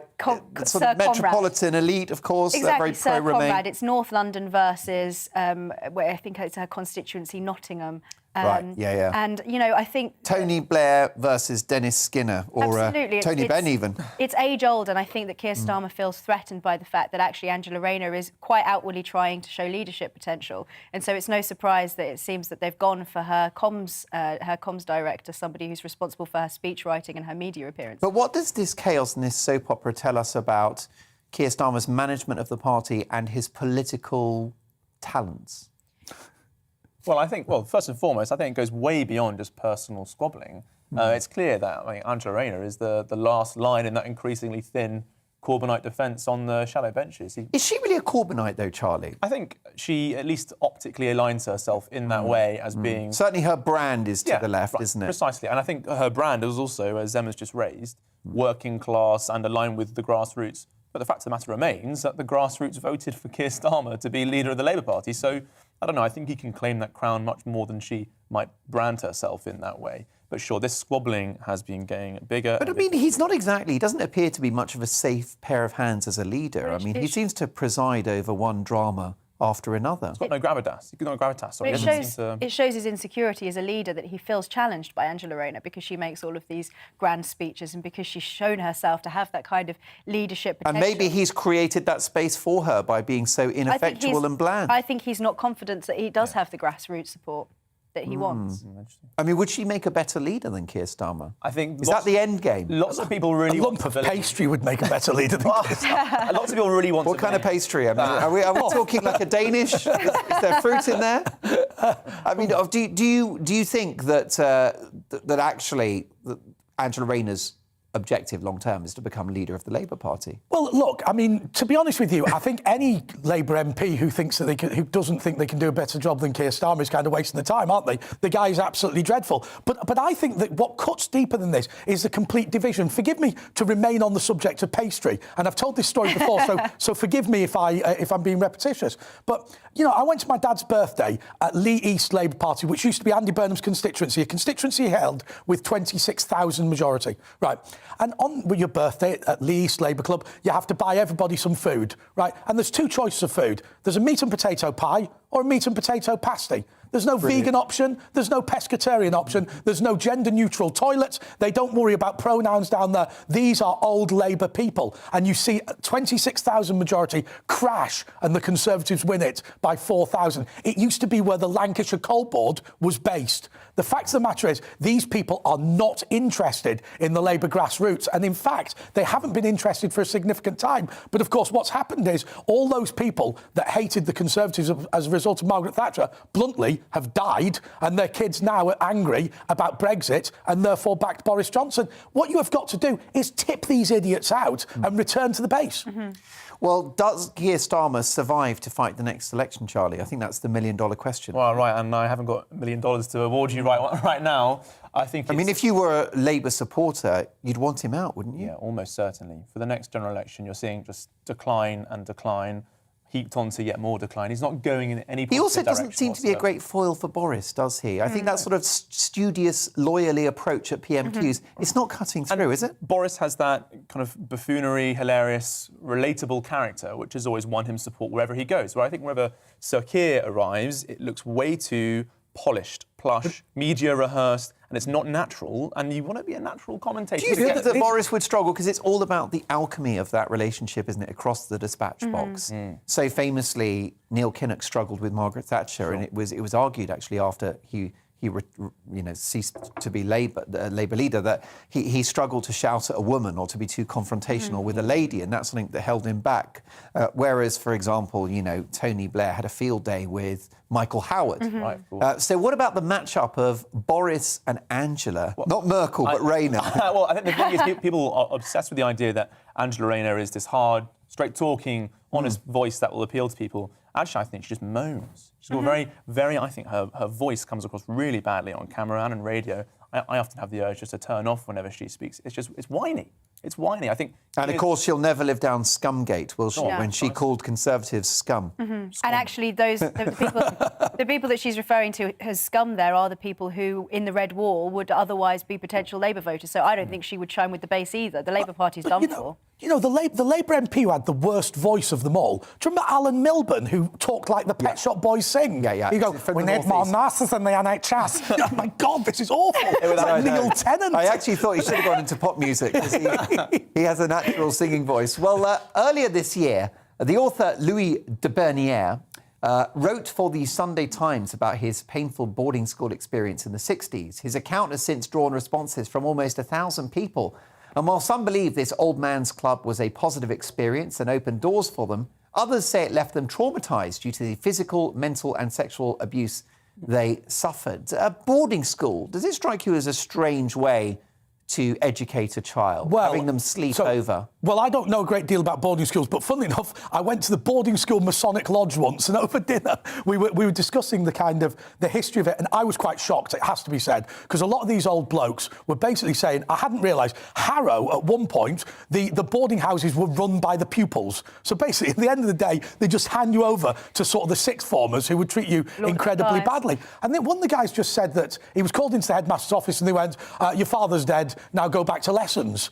And they were, but what they did say in defence, they said that a lot of these dodgy practices are long gone. So a lot of the people who are now complaining about all of this, it is historic. And, the nature of human society is we move forward. I wouldn't have a go at Harrow of today because they had sixth formers running it in the 1960s. Notwithstanding those sorts of allegations of, hopefully, of the past, but is there something dysfunctional or wrong about the idea of boarding school? Do you think I'm dysfunctional? Do you think I'm wrong? Were you a boarder? Yeah, I went to Winchester. I had a great time there. Beautiful school. I've got to say, you're a great asset. Am I representing the place sufficiently? Fabulous advert. Well, I did not go in the 60s, as I hope my dulcet tone. I have heard that kids that go to boarding school are very collegiate, they're very collaborative, they're team players, and they're resourceful, right? Beyond collegiate, I think camaraderie is the spirit that I enjoyed, especially at all boys boarding schools. Sadly, on the decline now. My old place is now accepting girls, I think, from the coming September. Has it gone woke, like Rupert Lowe's place? After almost 700 years, we've decided to trash the place, which is an awful shame. 5 years of all boys boarding was brilliant. It was a kind of a non-stop sleepover. These stories that I've heard about schools in the 60s of violence and buggery and so caning, would you, if you had the cash, would you educate your children in a boarding school? I think almost certainly, yeah. Wow. Okay, yeah, Emma? It's a beautiful experience. Oh, I think I certainly know people who went to boarding school who had a fantastic time. You described the camaraderie of it. For me, that's what I've heard of people of my own generation who had a fantastic time. They are extremely independent as a result of having gone to boarding school. Yes, I can imagine that it can be quite a traumatising experience for some, particularly younger boarders. But I think that having these historical instances of abuse is no argument against the boarding school system. No, because then you'd get rid of every church, absolutely, every other organisation. Institutions have these sorts of issues, and I think that it's no decent argument against boarding schools, and I'd be quite happy to send my children potentially to a boarding school. Would you send your kids to boarding school? Do you? Or did you go? What was your experience? mark@gbnews.uk. After this, we're going to ask a simple question. How do you solve a problem like Emmanuel Macron? We'll speak to Fraser Myers from Spiked Online. He's written an amazing article about it. Plus, more media buzz with our amazing panel and another great British game show. See you after the weather. It's time to remind ourselves there's always another winter. Canary Islands sponsors the weather. Looking ahead to tomorrow's weather, and the UK is looking mostly cloudy with a band of rain pushing eastwards, followed by sunshine and showers. Let's take a look at the details. A damp and cloudy start to the day in the southwest, with rain and drizzle spreading eastwards in the morning. This will be followed by brighter spells and blustery showers. Across the southeast, a dry but cloudy start, though rain will move in from the west throughout tomorrow morning, with heavy outbreaks at times.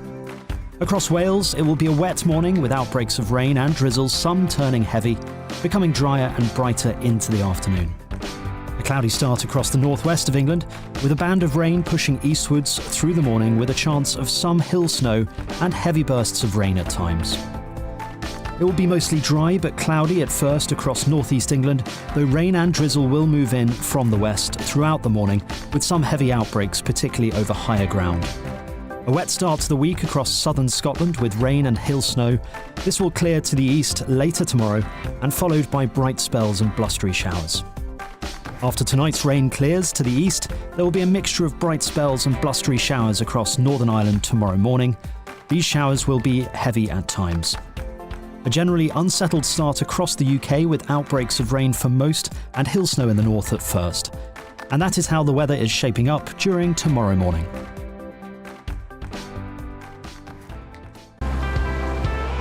Canary Islands sponsors the weather.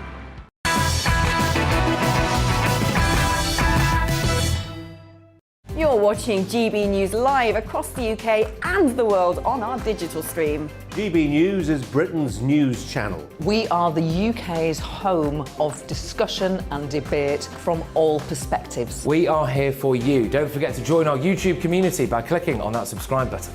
And if you want the GB News app, you can click and catch up on programmes anytime. We love to hear from you, so email us. gbviews@gbnews.uk. Thanks for being part of the GB News family. My name is Andrew Doyle. Join me every Sunday evening at 7 p.m. for Free Speech Nation. This is a show where we address current affairs and news stories of the week with the help of two wonderful comedian panellists. I brought in comics because I want to give it a lighter edge, and also they work for less. See you there.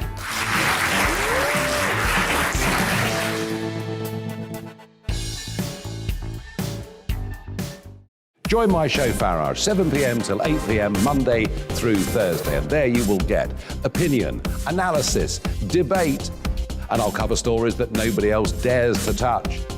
And then for the last 15 minutes, talking pints. We're over a drink. We have a civilised conversation with someone. We very often disagree, but we do it in a grown-up way. Come and join me on Farage.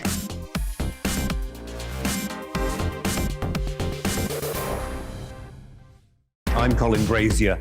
I've reported from more than 70 countries around the world, covered wars from Afghanistan to Iraq, from Lebanon to the Balkans. I'm trying to bring that experience, that feel for events, to the studio. And something else, I'm ready to give an opinion. Today's stories with a spark. Brazier from 8 p.m. weekdays on GB News.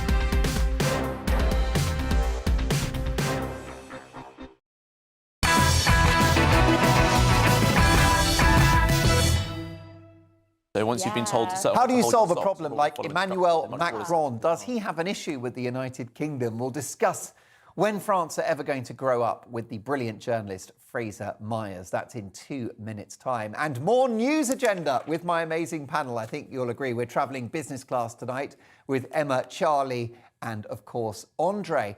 Is Airbnb destroying the British countryside? And we're going to play another great British game show. Tonight, famous tweets. That's right, we're going to play a game of top trumps, the best tweets that have ever been sent in the history of that social media platform. You're going to love it. It's an amazing game. But first, the news with Simon Pusey.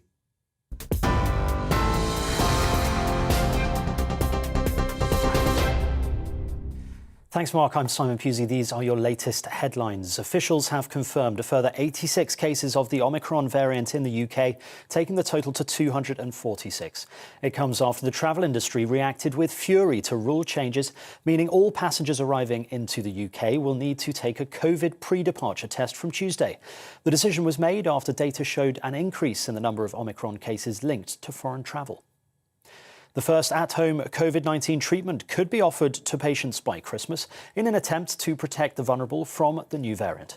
Health Secretary Sajid Javid is set to launch a national pilot of the antiviral pill called Lagevrio after the UK became the first country in the world to licence its use. The NHS would be expected to deliver courses of the tablets within as little as 48 hours of a positive coronavirus result. Professor Lawrence Young, Vice President of the Medical School at the University of Warwick, says the speed of the delivery is the biggest concern. This is the issue, is about how do you organise this? And so the idea here is people with that report symptoms that are on the more vulnerable side of things and have comorbidities will be provided with the drug very quickly. And that's got to happen. And that's the bit that I think I'm a little bit concerned about, the logistics, getting that drug to people within that time frame. Police say there's no indication that the arrest of a man in Derby on suspicion of making or possessing an explosive substance is terror-related. More than 50 houses were evacuated after a number of suspicious items were found. Officers say they're unsure when residents will be back in their homes. They attended a house on King Alfred Street in Normanton earlier this morning. People have paid their respects to Arthur Labinjo Hughes in Solihull today.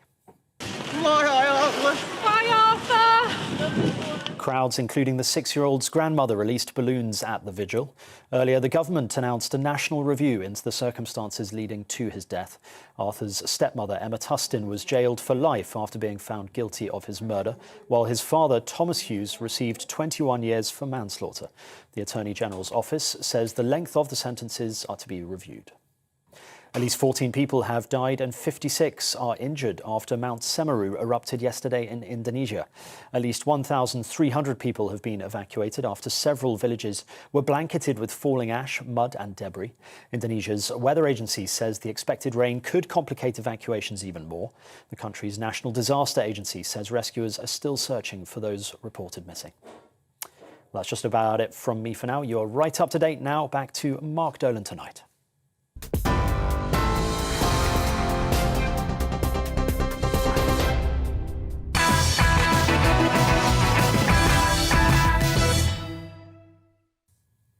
Thank you so much, Simon. Well, let's have a look at some of your responses to our conversation about boarding school. Liz says, "Dear Mark, I went to a convent boarding school. The nuns bullied us mercilessly and did nothing to stop girls bullying each other. I wouldn't ban boarding schools, but would never send my own children to one. My parents knew I hated it and suffered cruelty, but never spoke up for me." Liz, I'm really sorry to hear that you had a really tough experience at school. That doesn't sound fun at all. Joseph says, "Mark, I enjoyed my time tremendously at boarding school with all my siblings. It was a rich and varied experience, and you mixed with guys from all backgrounds, from the stinkingly rich and powerful to the not so rich. Of course it comes with the good, bad and ugly, but life is not a bed of roses. I look at people who didn't go to boarding school as though they have missed out greatly." I'll get to more of you. Well, let's squeeze in one from John, who says, "Dear Mark, all kids should be put in boarding schools. They would learn respect. I went to St Thomas More approved school. Nearly 400 Scousers, 6 Manx and seniors." Now listen, I'm not sure what this means. I'm going to read it. 400 Scousers, 6 Manx and seniors cock a mank, junior cock also a mank. I'm not sure what it means, but I like the cut of your jib. Thank you so much, John. I'll get to more of your emails shortly because they are pouring in. But it's exactly 5 minutes past 11. Uncensored in a moment, but first, this. Thanks to my amazing team, because we now have the front pages hot off the press. That's right, this is the moment in the show when we give you an exclusive first look at the front pages. Let's start with the Metro, shall we? What are they saying? Let me put my glasses on. I'm getting to that age, folks. OK. And the Metro are leading with the following front page splash. Bear with me whilst I gather it. Udbara, watch out. Another megastorm due to hit the UK tomorrow, 11 days after Storm Arwen. Alert comes as thousands of homes still left struggling without power. Meanwhile, breakfast show host is toast on Strictly. Dan walks. There you go. All right, it's a bit of BBC Light entertainment there. Let's have a look at the next paper. Where should we go next? Let's go to the Independent now. Saudi sizzles as Hamilton draws level. Lewis Hamilton won a dramatic Saudi Arabian GP to equal Max Verstappen in the title race with 1 to go. Jab chiefs warning over selling vaccine centre. Minister's plans to sell off the UK's vaccine manufacturing plant would leave Britain vulnerable to emerging COVID variants, a leading scientist has warned. The government hopes to recoup some of its roughly £200 million investment in the uncompleted Vaccine Manufacturing Innovation Centre in Harwell, a surprising decision that has drawn criticism from one of the people behind the Oxford AstraZeneca jab. Professor Adrian Hill compared the sale of VMIC to having been in a terrible war and then suddenly deciding to cut your defence budget substantially. The issue I've got here is that I'm afraid there is a generation of politicians and scientists and medics who are obsessed with COVID and simply want it to become an industry. And that's why I back the government's decision to actually sell this off so that we can get back to normal and actually live with this virus. Alistair, what have you got next for me? You got the Mirror, brilliant stuff. Doing a great job tonight, Alistair. Nice to have you and Jake as well. Putting in the hard yards here at GB News. We have a fantastic dream team on this show, let me tell you. New Year virus warning. Beware cost of Christmas. Expert urges caution amid fear that celebrations could force new curbs. Fears are growing that Christmas celebrations could trigger a surge in COVID cases and lead us to restrictions in the new year. Is it me, or have you had absolutely enough of this fear-mongering? Just as we begin to taste some freedom and look forward to Christmas after 2 years of hell, almost 2 years of hell, now the Mirror are bleating about how we're going to be punished for having a Christmas. We're not going to be punished for having a Christmas at all. The Prime Minister, Boris Johnson, lifted all restrictions in July on Freedom Day, one of the very good decisions that he's made whilst Premier, and cases fell. So look, let's give freedom a chance. Let's give personal responsibility and individual choice an opportunity, because I think we've got to learn to live with this virus. OK, Nimrod, where are we going next? OK, let's go to The Guardian. Do we have to? It's in my contract. All right. Next virus could be more lethal. I mean, it just doesn't end, does it, the fear-mongering? Next virus could be more lethal, warns scientist behind vaccine. The coronavirus pandemic that has killed more than 5 million people worldwide is far from over. And the next one could be more lethal, according to Professor Sarah Gilbert. As fears grow over the threat posed by the Omicron variant, now detected in more than 30 countries, Professor Dame Sarah Gilbert said that whilst it was increasingly obvious that this pandemic is not done with us, the next one could be worse. What is the point of that kind of messaging? Why worry not only about a new variant, which appears to be very mild and highly infectious, why are we now worried about other viruses that don't even exist yet? Welcome to Bonkers 2021. Let me make a guarantee to you that on this show, we will not indulge in Project Fear. We live in the real world, and I say, let's get back to normal. Let's have The Sun next. Always a good read. Super Soaraway Sun, the People's Paper, they call themselves. Justice for Arthur, throw away the key. Family and government back longer jail terms for the killers of the likes of tragic Arthur Labinjo Hughes. Quite the most awful story I've had to report on whilst at GB News. A tragedy a horror show and a disgrace. And I couldn't agree more. What a great headline. Throw away the key. Strictly drama, down and out. And man few. Manchester United beat Crystal Palace 1-0. And I think the Spurs chalked up 3 points as well. OK, now we'll go to the Telegraph. More than 300,000 housebound to get booster jabs. End of slaps on the wrist for middle-class drug users. And Storm Barra threatens further blackouts as Minister orders a review of power cut chaos. The Eye, backlash over new travel test rule as families face cost hikes. Another COVID scandal, in my view. It's an industry, isn't it? Ka-ching, ka-ching. Follow the money, folks. Excuse me. The Daily Mail now. Daily newspaper of the year. How you can now rent your entire Christmas. Can you rent that woman on the front page? My goodness, times must be hard. Yes, you can even rent presents, apparently. We'll find out more on the inside pages of the Mail. Harry's swipe at Charles's Saudi donor, Duke of Sussex, severs ties with controversial billionaire before his father gave him a CBE. Prince Harry has risked another public rift with his father after claiming he raised concerns about the donor in the Cash for Access scandal. So there you go. Once again, Harry throws his own father under the bus. The Express. At last, Brexit shake-up to boost Britain's firms. UK companies will finally be able to compete on a level playing field as onerous EU rules are set to be axed. My good friend Rupert Lowe will be delighted with that headline. He's so right, you know, when I spoke to him on the show earlier in our Mark Meets conversation, he pointed out that, yes, we've had Brexit and that global Britain is a huge opportunity, but only if the politicians and the Whitehall mandarins actually cut the red tape, change our taxation rules and make Britain a competitive global economy. There's no point having the freedom of Brexit if you don't use it. Where should we go next? Let's go to the Star. Wanted. Massive hunt for Justice Secretary Dominic Raab's missing brain. I had to say massive hunt very slowly because it's late. Government. Year-old crimes don't need to be probed. Justice Secretary Dominic Raab says crimes committed a year ago don't need to be investigated. And yes, he is the actual Justice Secretary.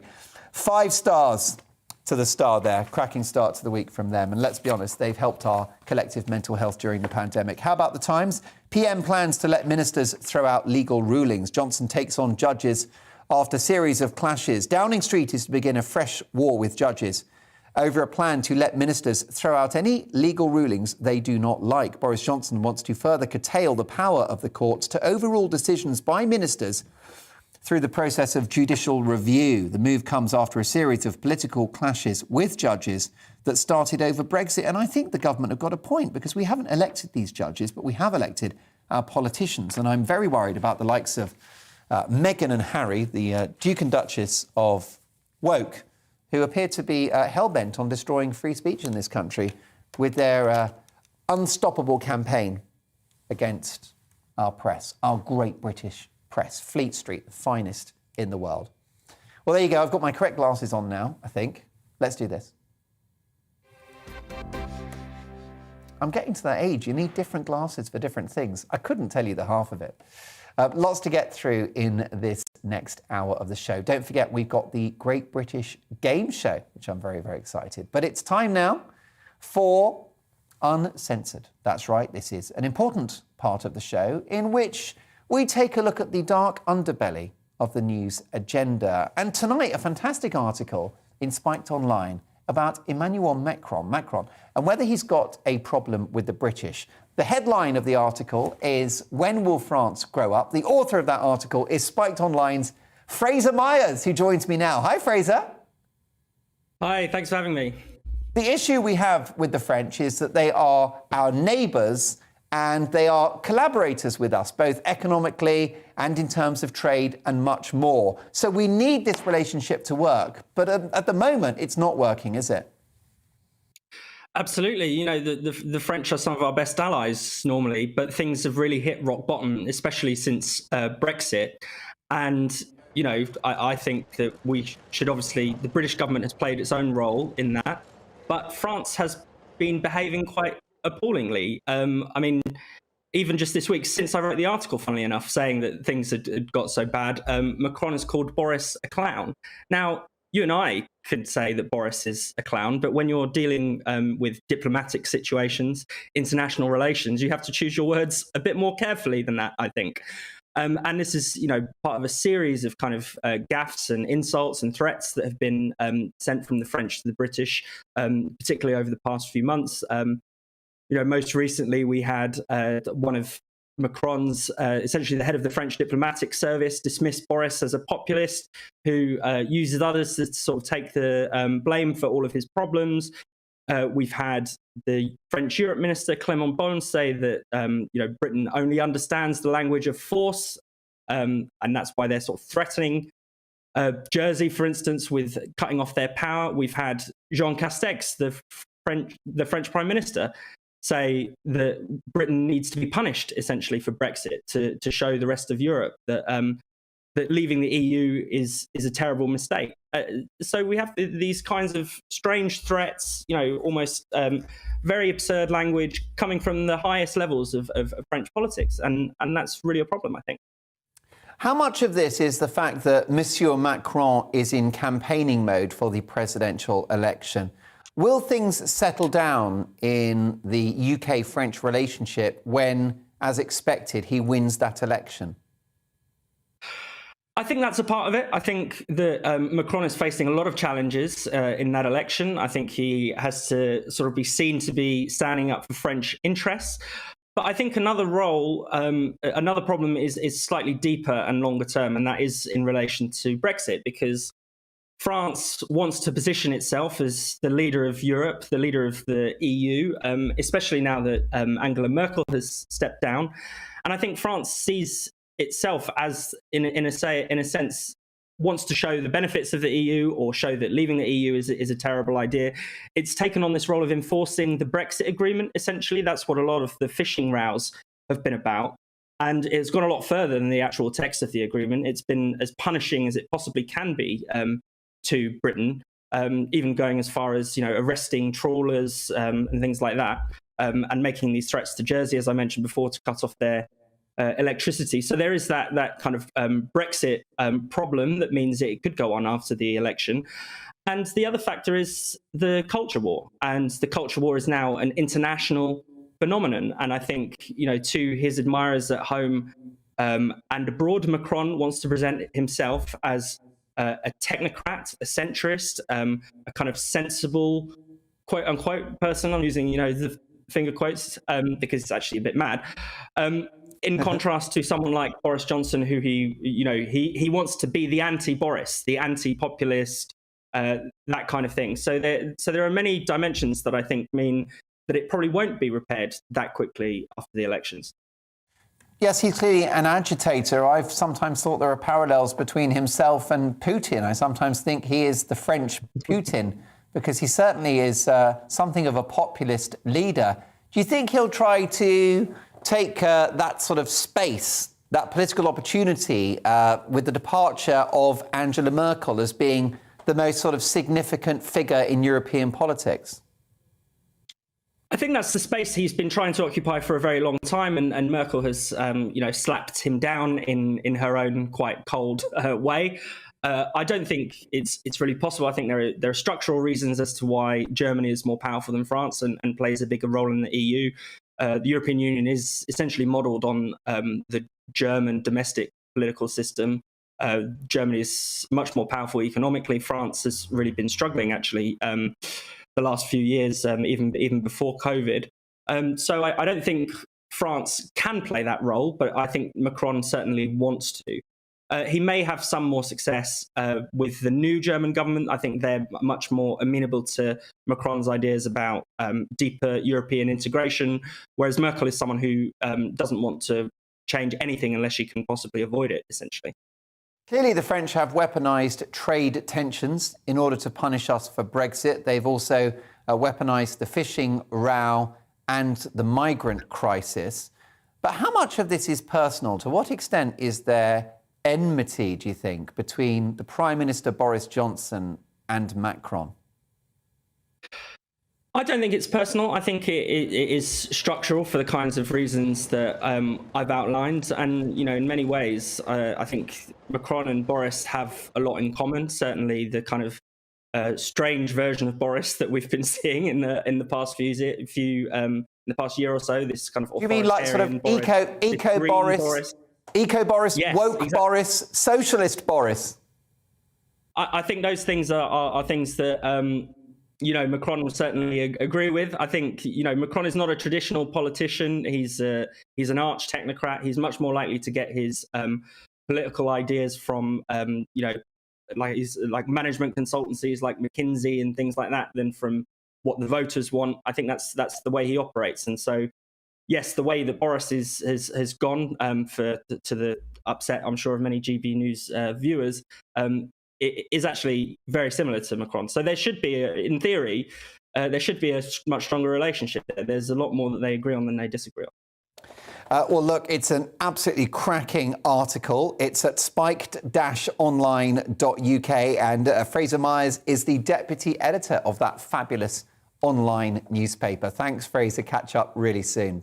Thanks for staying up for us. Well, lots more to come.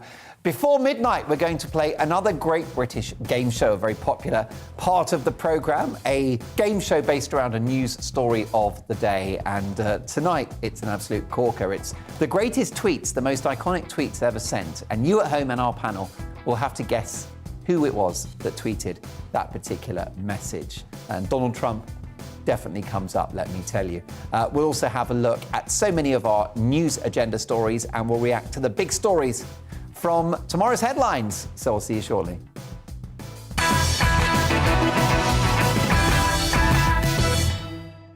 You're watching GB News live across the UK and the world on our digital stream. GB News is Britain's news channel. We are the UK's home of discussion and debate from all perspectives. We are here for you. Don't forget to join our YouTube community by clicking on that subscribe button.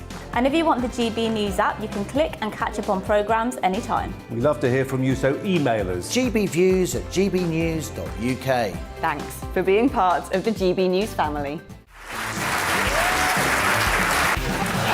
My name is Andrew Doyle. Join me every Sunday evening at 7 p.m. for Free Speech Nation.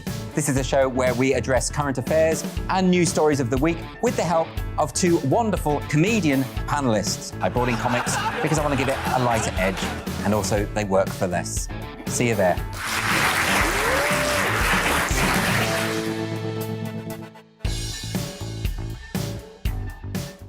Join my show Farage, 7 p.m. till 8 p.m. Monday through Thursday. And there you will get opinion, analysis, debate, and I'll cover stories that nobody else dares to touch. And then for the last 15 minutes, talking pints. We're over a drink. We have a civilised conversation with someone. We very often disagree, but we do it in a grown-up way. Come and join me on Farage.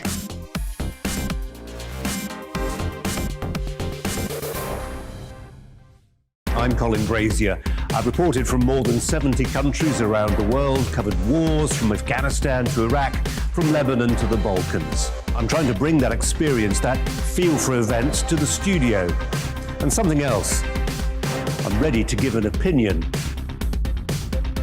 Today's stories with a spark. Brazier from 8 p.m. weekdays on GB News.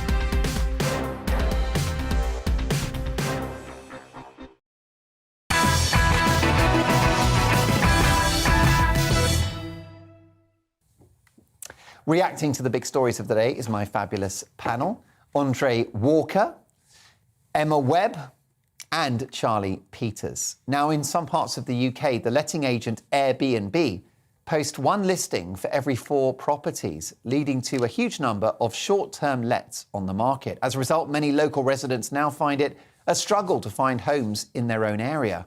Well, a group of Scottish islanders from the Inner Hebrides have decided to take Airbnb to task by launching a rival holiday lettings website with a major difference. All revenue that they generate will be invested in the local area. So what do we think? Are you fans of Airbnb yourselves, or is it adding further damage to this country's housing crisis? Have you had an Airbnb holiday, Andre Walker? do you know what? When I was down on my luck, I Airbnb'd my flat and lived in the travel lodge down the road. Like I'm Alan not joking. Partridge? No, I'm not joking. I'll tell you because Andre Partridge. Yeah, because I live in central Windsor, I was able to rent it out for £3,500 a month. So it was quite good actually. That was quite clever. Yeah, I mean, I mean, there were some downsides going from working in the House of Commons to scrubbing toilets for tourists. Well, you know, it wasn't my finest hour, but not ideal. But do you think that Airbnb is a threat to some of these communities? I genuinely think that the housing crisis just cuts much deeper than all of this. You know, we have so many people coming into the country and we don't build enough houses. Now, you know, you've got to deal with that. Ultimately, people just try and rearrange the chairs on the deck of the Titanic. The reality is we need to reduce the number of people coming to the country and we need to increase the number of homes being built. And then it wouldn't matter. But in terms of just, what policy we're going to do to alter things, I'll tell you what drives me mad when they always go, we need a percentage of social housing. Well, OK, so all that happens is, you know, 20 people need a house, you've got 15, and you've just changed the way you've allocated those 15. There are still 5 people left over. It's now just a different 5 people. But with the business model of Airbnb, it means that there's even less stock in the housing market for first-time buyers.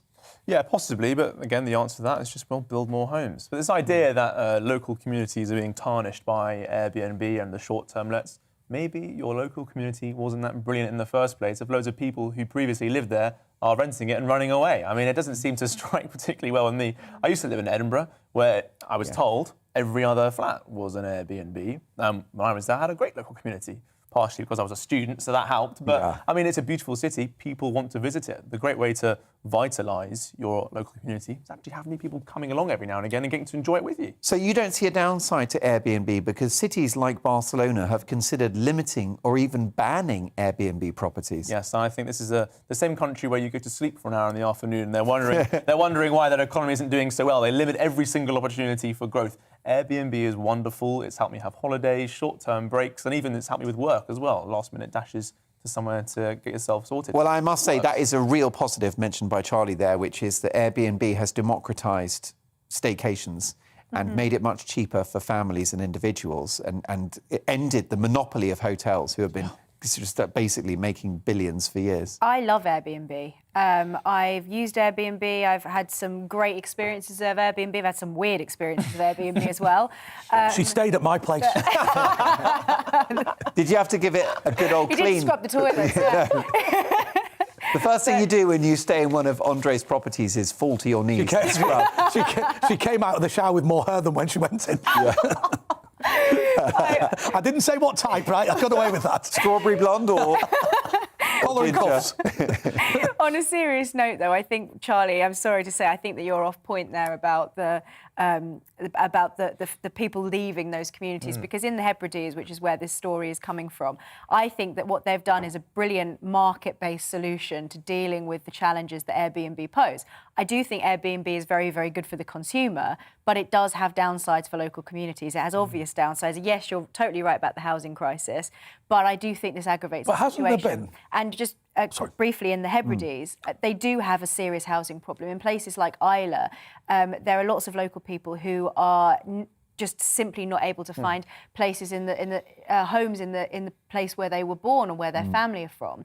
And so I think that actually coming up with a solution like this to deal with the challenges that Airbnb pose, as I say, a market-based solution, is very clever for local communities to club together and say, actually, if you want the money from these rental properties to be invested in the local area, then you don't go to Airbnb, you go to one of these local companies to make sure that that money is being reinvested in the area that could go, for example, on building houses. But time and time again, what we hear with these things, whether it be Uber or whether it be Airbnb, that what they're replacing is an inefficient system. Because always remember, the Hebrides and everywhere else should have a tourist board which organises stays in hotels and stays in rental apartments and whatever. And the fact is, they just don't do that. What they do is take taxpayers' money and then expect you to phone between 2 and 4 on a Thursday, twice, once every 2 weeks or whatever. And I think then, similarly, when you look at London taxis, and I know that London taxis are a real model, but in reality, they should have had a hailing app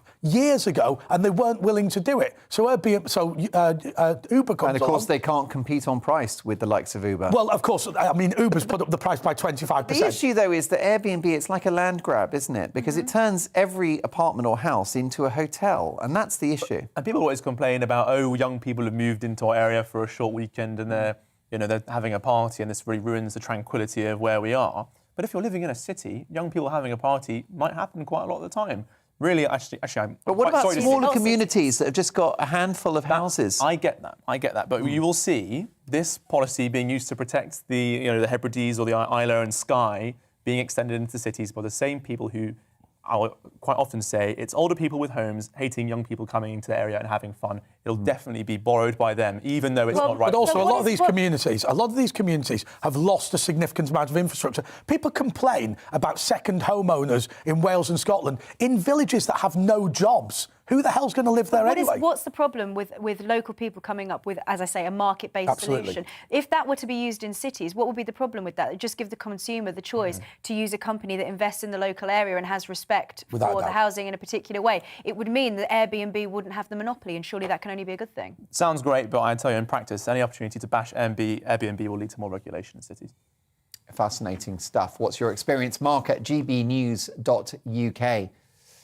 Now, this is a great story in case you missed it. As we know, healthcare workers across the world have been coerced into taking the coronavirus vaccine with the threat of the sack if they don't have it. But one Italian dentist had a trick up his sleeve. Guido Russo arrived at his vaccine appointment with a prosthetic arm that he bought on Amazon. Unfortunately for Guido, the nurses quickly caught on to the hoax, and he has since had his professional licence to work taken away from him. Poor bloke. I mean, I think he should get 5 stars just for initiative, don't you, Emma? I love the speculation about exactly what this prosthetic was, whether it was an entire arm, whether it was a rubber sleeve over his actual arm, or whether he had an entire torso thing with his clothes underneath so that the needle could reach him. I mean, the man's obviously... You've thought this through. Yeah, I mean... Can I be honest with you? You've got a mental picture going on here. You might want to spend a few minutes by yourself.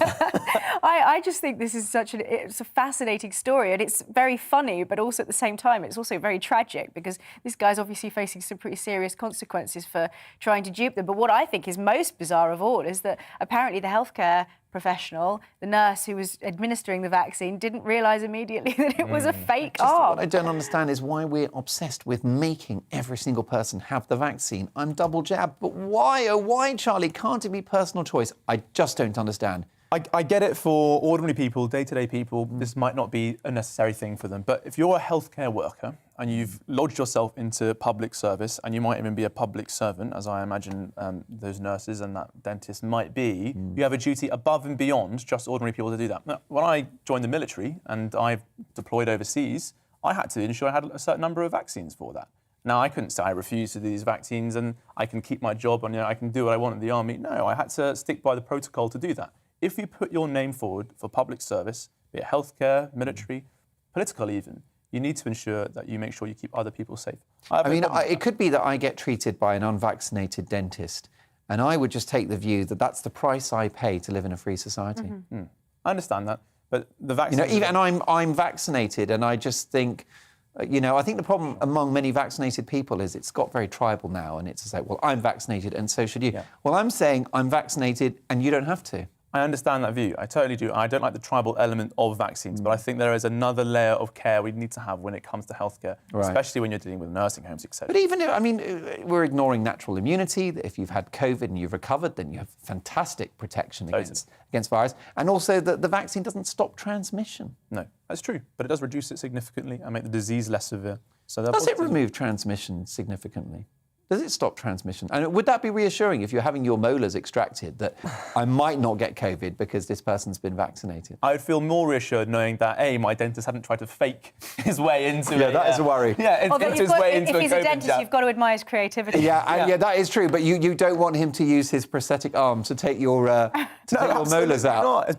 Do a root canal. It'll make for some better dentistry chat. I mean, all too often they lie over you. You can't breathe. They're pumping air into your mouth. Like, what was your last holiday like? At least you could actually talk about his Claire's bizarre excitement. Yeah. You know, that'd be good.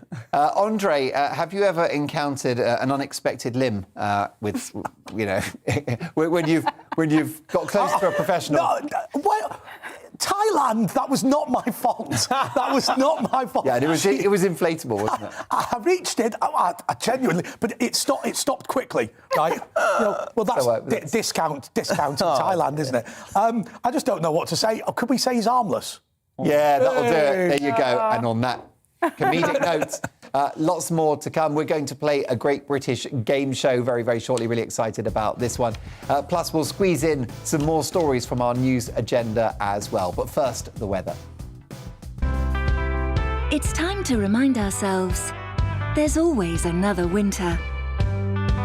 Canary Islands sponsors the weather.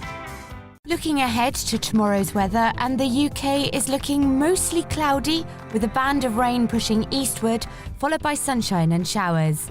Let's take a look at the details. A damp and cloudy start to the day in the southeast, with rain and drizzle spreading eastwards in the morning.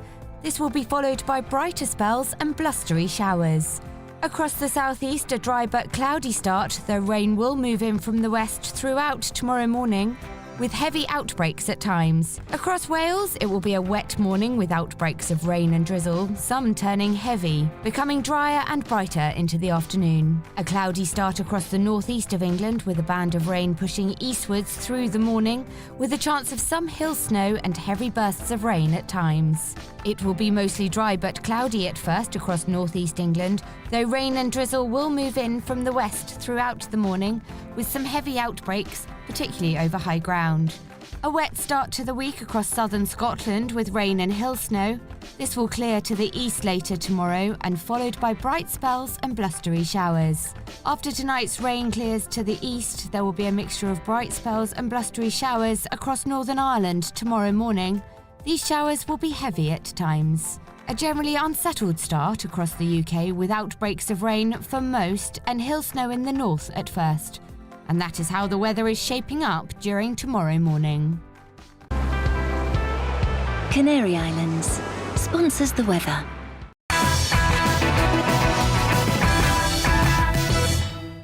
You're watching GB News live across the UK and the world on our digital stream. GB News is Britain's news channel. We are the UK's home of discussion and debate from all perspectives. We are here for you. Don't forget to join our YouTube community by clicking on that subscribe button. And if you want the GB News app, you can click and catch up on programmes anytime. We love to hear from you, so email us. gbviews@gbnews.uk. Thanks for being part of the GB News family.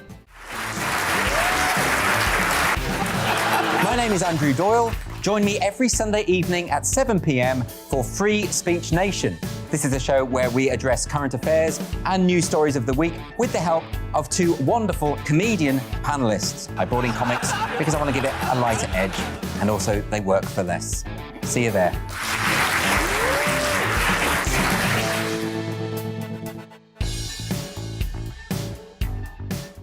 Join my show Farage, 7 p.m. till 8 p.m. Monday through Thursday. And there you will get opinion, analysis, debate, and I'll cover stories that nobody else dares to touch. And then for the last 15 minutes, talking pints. We're over a drink. We have a civilized conversation with someone. We very often disagree, but we do it in a grown-up way. Come and join me on Farage.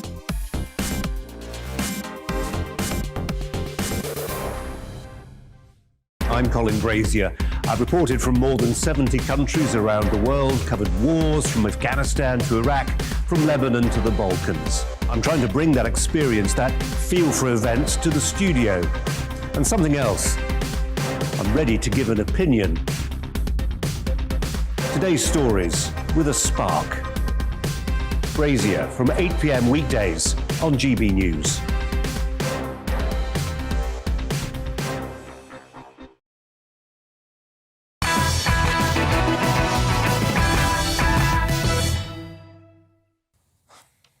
Some interesting emails coming in. One from Howard who says, "Hi Mark, your guest Charlie knew what he was getting into when he joined up for the military." Did you join the military? Yeah, I'm a reservist still now. Reservist. So that Howard said, apologies, I missed that point. But Howard says the goalposts are changing for people who have worked in healthcare for 10, 20 or 30 plus years.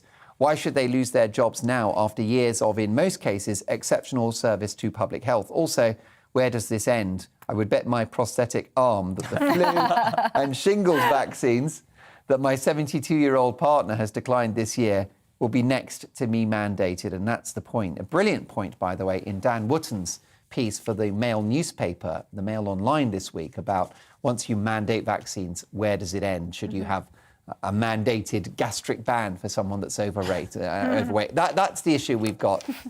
We're in a quite dark place, I think. But look, it's all about opinions, isn't it? Still with me, my marvellous panel, Charlie Peters, the rather militaristic and talented Charlie Peters, Emma Webb and Andre Walker. Now, as we all know, celebrities demand a 5-star service, and Richard E. Grant, the actor from Withnail and I and many other hits, is no different. Following his return from South Africa, which has been placed on the UK's red list for international travel, the actor has been in quarantine at the 4-star Gatwick Holiday Inn. I don't think it's as good as Andre's travel lodge in Windsor, but it's a start. No, it's Slough. Oh, it's Terminal 5. There you go. Let's have a look at his review, this famous actor. You're going to love this. I went to Southern Africa to visit my 90-year-old mother and got caught by the Red Region COVID restrictions. It took over a week. Many cancelled flights to finally get home, which I'm incredibly grateful. I understand that there are security costs in the hotel and that you've got to pay for 2 COVID tests, but £228 a day, and to receive 3 meals a day of this very poor standard in a supposed 4-star Holiday Inn hotel beggars belief. Well, let's have a look at what the fuss is about. Here is Richard E. Grant's sausage. Well, his sausage casserole. I'm going to be careful how I phrase that. The family show. OK, well, look, let's rate my plate on this one. So, Charlie, what do you think out of 10? What are you giving that? Giving that a -5. It looks pretty honking. Anything that comes in that tray, I think always you can guarantee it's gone ping and it will make you sad. I think that's right. It's 2 big spuds and then a couple of sausages and a nondescript sauce. Story of your life, really. Just a little bit. That's a night out for me. Andre, would you eat that? I mean, you've just had a kebab, so you'd obviously eat anything. I have to say, I thought that was terrible. But, do you know, I went to a very posh French restaurant and ordered the cassoulet. I didn't know it was beans and sausage. I was devastated. I was like, I'm sorry, it's like this place like 80 quid a head. I'm not having beans and sausage. Comes out of a very chic can. I was absolutely furious. Yeah, you know, those Heinz ones with the little sausage in. It's absolutely disgraceful. It's a shocker. OK, have a look at the tuna and cucumber sandwich next. Oh, yeah. All right, is that an improvement, Emma? Good God. I mean, it looks like something off of the railways when they were nationalised. No, I've seen photos of those things. Yeah. I've got to say, I'm a huge tuna and cucumber sandwich fan. That looks quite lovely to me. I mean, it's very easy to knock him and say that he's just being, you know, a bit of a diva, exactly, superstar, moaning about the food, but that looks pretty grim. But you know, when they go to sandwich school, they teach them, when they actually make the sandwich, to put all of the ingredients in the middle so that when you slice it in half, it looks really full. But actually, if you were to peel off that layer of bread, you'd find there's not much tuna there. Strong tactics. It's a complete con. Pret a Manger are great. Do you know what they do? They weigh the ingredients that go into every sandwich just to make sure you get your fair share. Why do you know that? Because I'm obsessed with food, as you know. I love it. And I don't mind me a bit of Pret, so they're quite generous. I think M&S do the same. I have to say, I noticed that that's kind of canned tuna, isn't it? I've got a theory that canned fish is going to disappear in the next few years. I think it will go the way of Spam. Have you noticed that? Yes, Spam has kind of disappeared. Corned beef is not all the rage. We all used to eat canned salmon. I don't think anybody eats it now, do they? Certainly not many people. I think I've got some canned salmon at home. All right, well, careful. I've got to say, though, I actually really like tinned food because it lasts forever. It doesn't need preservatives. So I actually buy from Marks and Spencer's these tins of chunks of beef in gravy. It's brilliant. It's like the good old days. And it was it probably was from the good old days. I love the way that basically you are a metropolitan elite type person. Where did you acquire that habit? Because where are you from, like Islington or something? Yeah, I know, it is a bit bizarre, isn't it? But I think tinned food is underrated because it keeps forever. You just elect to have it whenever you want. Tinned food on the continent is unbelievable. You can get confit de canard in a tin in France. That's amazing. I'll tell you what I think you should do. Right, next time, tomorrow, next time you come in, get one of those cans of beef, and put it in a pan of boiling water and then just eat it out of the can in front of everyone. That'll offend them. I wonder if it's generational, because you're all quite young, but Charlie, you're the youngest, I think, in this panel. So do you eat any tinned food at all? Only when I'm forced to by the MOD, I think. Right, yeah. Did you get tinned food at boarding school as well? No, actually, I mean, I think my boarding house was the Hilton of Winchester. We were very lucky. I mean, there was no budget for Sky Sports, but there was plenty on delicious puddings, and there was 3 meals a day, and they're all cooked. So it was delightful. I eat tinned everything. I have tinned peas, like mushy peas are fantastic. Tinned It's not called mushy peas anymore. It's called peed puree, isn't it? Yeah, probably. It certainly is for you, anyway. It's definitely in Wigan, work. they're still calling it mushy peas. Do you like tinned food? I'm obsessed with it. Let me know what kind of tinned food you still eat in 2021. I think it's very economic. It's preserved. It's probably quite eco as well, because you recycle the tin. I don't know. That's just a guess. But I'm definitely bigging up my tinned food. Well, we've got one more dish from Richard E. Grant's Quarantine Hotel, and it's fish and chips. Take a look. Oh, yeah. No, I'm sorry. Those skinny chips for fish and chips is not acceptable. They look great. I like those skinny chips. What's at the top? What's that supposed to be? Is that some sort of couscous or something? It looks like that, or is it a stuffing? Stuffing, Yeah, exactly. stuffing. It could be some bizarre stuffing. and fish. But I agree with you, Andre. Those are the wrong chips for fish and chips. I like those French fry type chips, but they're not for the fish and chip scenario. And that batter looks anemic. Yeah. Don't you think the chips with fish and chips have got to be slightly floppy and fat? I don't get this. I think there's this weird British obsession with triple cooked fat chips, but they're just soggy and sad. I think I like French fries more. Do you know what I noticed? You're very disloyal. There was a way. I am. Right. You do realise we've left the European Union, don't you? When I some things we can take with Toe us. the line, We'll give them their tin food, and When I we'll was- take all their nice chips. How about that? You know? When I was a kid, right, and I don't know why, but obviously Chinese people had bought Chinese. Where's this going, Fish and Andre? chip shops, but they Listen, always. Andre, we've all had a drink. Come on. They always made the chips like really sloppy and fantastic. I don't know how they did it. What was it? I have no idea. No, that's a very good question, isn't it? It's not a very good question. You're just being polite. Well, you have know, literally no interest not for in how people from Hong Kong cook their chips. Not for the first time. You make me think, Andre. Right. Well, look, on that rather incendiary note, let's move on. Watch out, Zuckerberg. There's a new tech bro in town. That's right. Donald Trump, the ex-president and multi-billionaire, is going to fight the establishment. The Trump Media and Technology Group is working to launch a social media app called Truth Social early next year. According to the BBC, it's already raised over $1 billion. So is this a terrifying venture that will give air to populist propaganda? Or is it a breath of fresh air that will challenge the tech industry monopoly? Emma, we're ready for an alternative to Twitter, aren't we? Yes, but I don't know how successful this is necessarily going to be. It doesn't look as if it's, been particularly well thought out. There have been a couple of examples of other competitors to big tech, like Parler, for example, Getter. There are a number of alternative platforms. The problem, obviously, that was faced by these alternatives when Trump was kicked off of Twitter was that Parler then was essentially deplatformed. The hosting services refused to host them anymore. You couldn't get them through any of the app stores because the tech companies still have such a monopoly even over the means by which these apps function. The infrastructure. Exactly. And so I think that, it's great for there to be alternatives within the market. I think the concern is, though, that you would end up with echo chambers. So people who align politically in certain ways will be on some apps and not on others. And so then you don't actually have a decent representation of the public space, which is something that Twitter can be good for if you use it properly. But, I think it's a good thing for there to be an alternative. I'm just not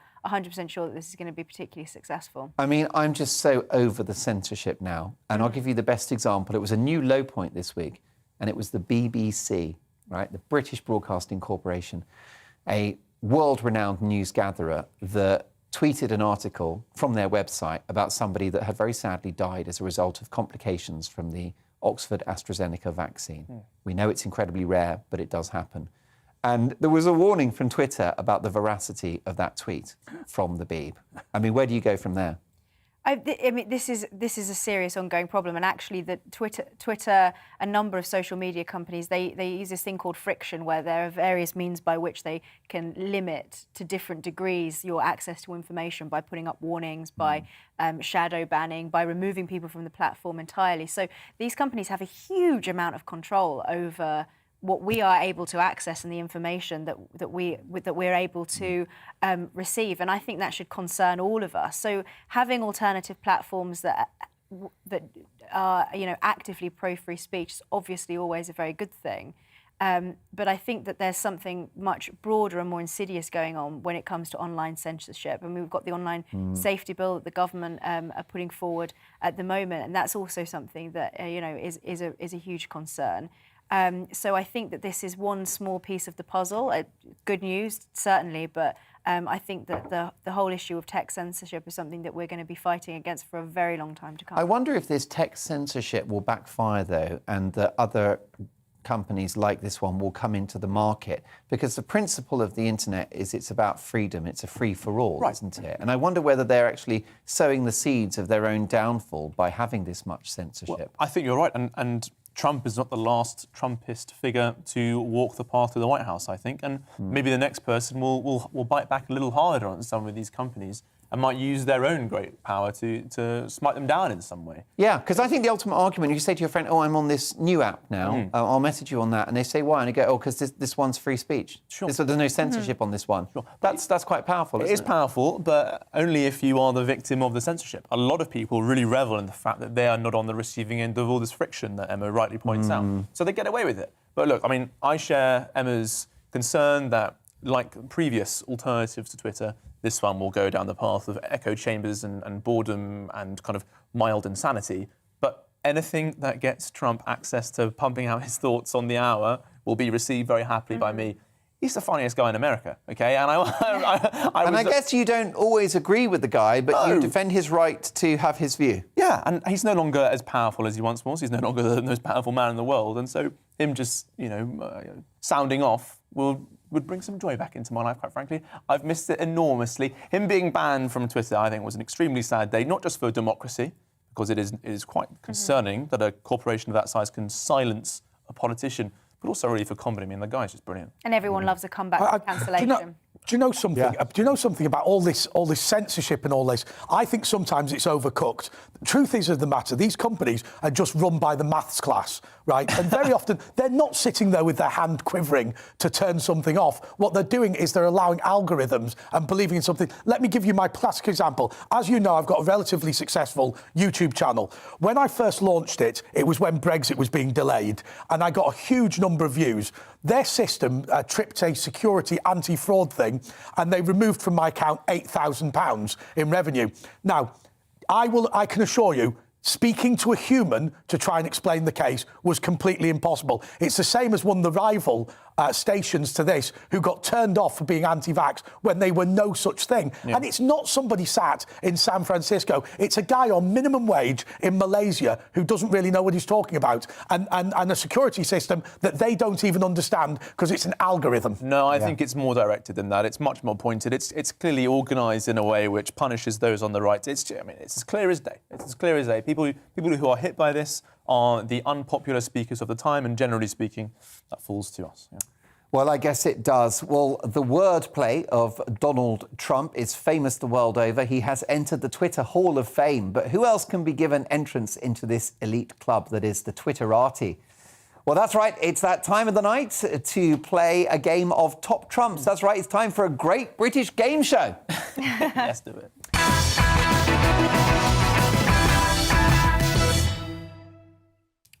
This one is called Top Trumps. My panel will be given a tweet from a celebrity. It's multiple choice, and we want you to play along at home. Can you name the celebrity? So, how about this one? Have you ever thought that you were in love with someone but then realised you were just staring in a mirror for 20 minutes? Is it Kanye West, Donald Trump, or Tim Allen, the comedy actor? Oh, Kanye West. No. No, I think it'd be Tim. I think it'll be We don't have to agree. I'm going to go for Kanye. Kanye? Tim Yeah. and? Kanye. It was Donald Trump, would you believe? Whoa! There you go. By the way, it's the answer to any of these Ed Balls. It's got to yes, be. Ed Balls is coming. Ed Balls is coming. Balls is coming. Brilliant. And Nimrod, make sure, if you can, that you keep score because they're a very competitive bunch, this lot. Next up, let's have this tweet. Hey, guys, want to feel old yet? I'm 40. You're welcome. Oh, I reckon that's Macaulay Culkin. It was Macaulay Culkin. Absolutely right. Well done. That's an absolutely brilliant one. Oh, sorry, you were meant to read out the options. Yeah, but you were straight in there. Not a problem. You are forgiven. OK, let's have our next one. How about this one? People are proud to be saying Merry Christmas again. I'm proud to have led the charge against the assault of our cherished and beautiful phrase, Merry Christmas. So who is bigging up Merry Christmas? Oh, it's Trump all over. Is it Donald Trump, Jeremy Vine or Piers Morgan? That's got to be Trump. It's Trump Piers all over. Morgan. Let me tell you, it was Donald Trump. Hey. Absolutely right. Could have been Morgan, but it was his mate Donald. Next up, hey, little mix. When are you going to admit that you stole this idea from Dixie Chicks? Let's get that tweet. Have we got it, folks? Hey, little mix. When are you going to admit that you stole this idea from Dixie Chicks? Who tweeted that one, was it? Eric Idle, John Cleese or Michael Palin? What? Michael Palin. I thought it'd be like one of those, I don't know, Kardashian or something like that. Oh, do you know something? We've got ourselves our knickers in a twist. Let me offer you the other alternatives. It's Donald Trump, Jeremy Vine or Piers Morgan. Piers Morgan. It is Piers Morgan. Oh, well yes. done, well done, well done, well done. Excellent. The points go to my good friend Charlie. OK, let's move on to our next one. Let's have a look. Where shall we go next? Folks, which one do you want next so we get to exactly the right one? OK, tweet number 5. Piers Morgan writes that I didn't recognise him in a restaurant in New York. I did. I just didn't want to speak to someone I truly detest. Ouch. So who said that? It's got to be Is it Mark this one? I've got to get it right now. Eric Idle, John Cleese or Michael Palin? Peter's money is on Idle. Who's bitchy? I'm going to go for John Cleese. I'm just going to say Michael Palin. Why not? Well, it was bitchy and it was Cleese. Hey. He's becoming increasingly spent, by the way. OK, and then the last one. And this final tweet, let's go for tweet number 6. Who tweeted Ed Balls? Oh, Trump. The answer to that is who tweeted Ed Balls? Everyone. Too right. Brilliant stuff. Well, let me tell you that it was Ed Balls. Nimrod, let me know when we've got to get out of here, please. Brilliant stuff. Well, look, that gives me enough time to thank my amazing team for doing an amazing job today, and also to my fabulous panel. I think you'll agree they've absolutely over-delivered. Look forward to your collective return very, very soon indeed. Let me clean up a few tweets before we go. On Twitter censors, Alfred says, Mark, Twitter is good? I don't think so. It censors people, left, right and centre. Well, not left, perhaps. On tinned food, Avril says, Dear Mark, I've been stocking up on tinned food for the last 18 months, especially luncheon meat, corned beef, potatoes, beans, big soup, ravioli. It's called survival for when the shumbers hits the fan. Just remember to get a tin opener. Avril, I'll bring the tin opener, you provide the food. Brilliant stuff. What else have we got? That was from Avril. Victor says, Dear Mark, I'm a pensioner. I'm diet conscious. And my diet consists of tinned food, including fried spam for breakfast. You're making me hungry with that one, Victor. Alfred says, Mark, tinned food has packaging that is 100% recyclable. Few things do. Ooh, well said. On Richard E. Grant, Dennis says, oh, my heart bleeds for Richard E. Grant. And finally, Mark says, Dear Mark, I wish people would stop conflating vaccines, which have been around for decades, with the COVID-19 jabs. They are not the same thing. Brilliant stuff. Well, look, thanks for your company. Dan Wotton's back tomorrow at 9, and I'll see you on Friday. Thanks for your company.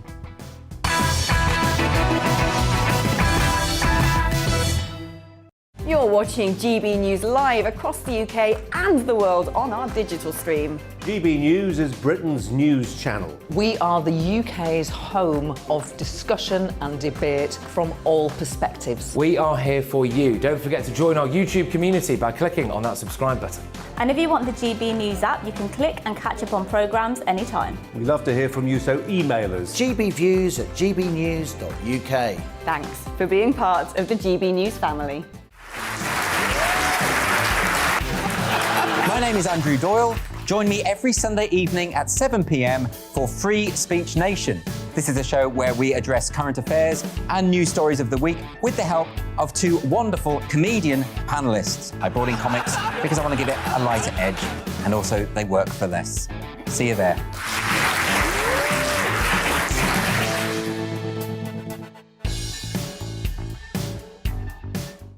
Join my show Farage, 7 p.m. till 8 p.m. Monday through Thursday, and there you will get opinion, analysis, debate, and I'll cover stories that nobody else dares to touch. And then for the last 15 minutes, talking pints. We're over a drink. We have a civilized conversation with someone. We very often disagree, but we do it in a grown-up way. Come and join me on Farage.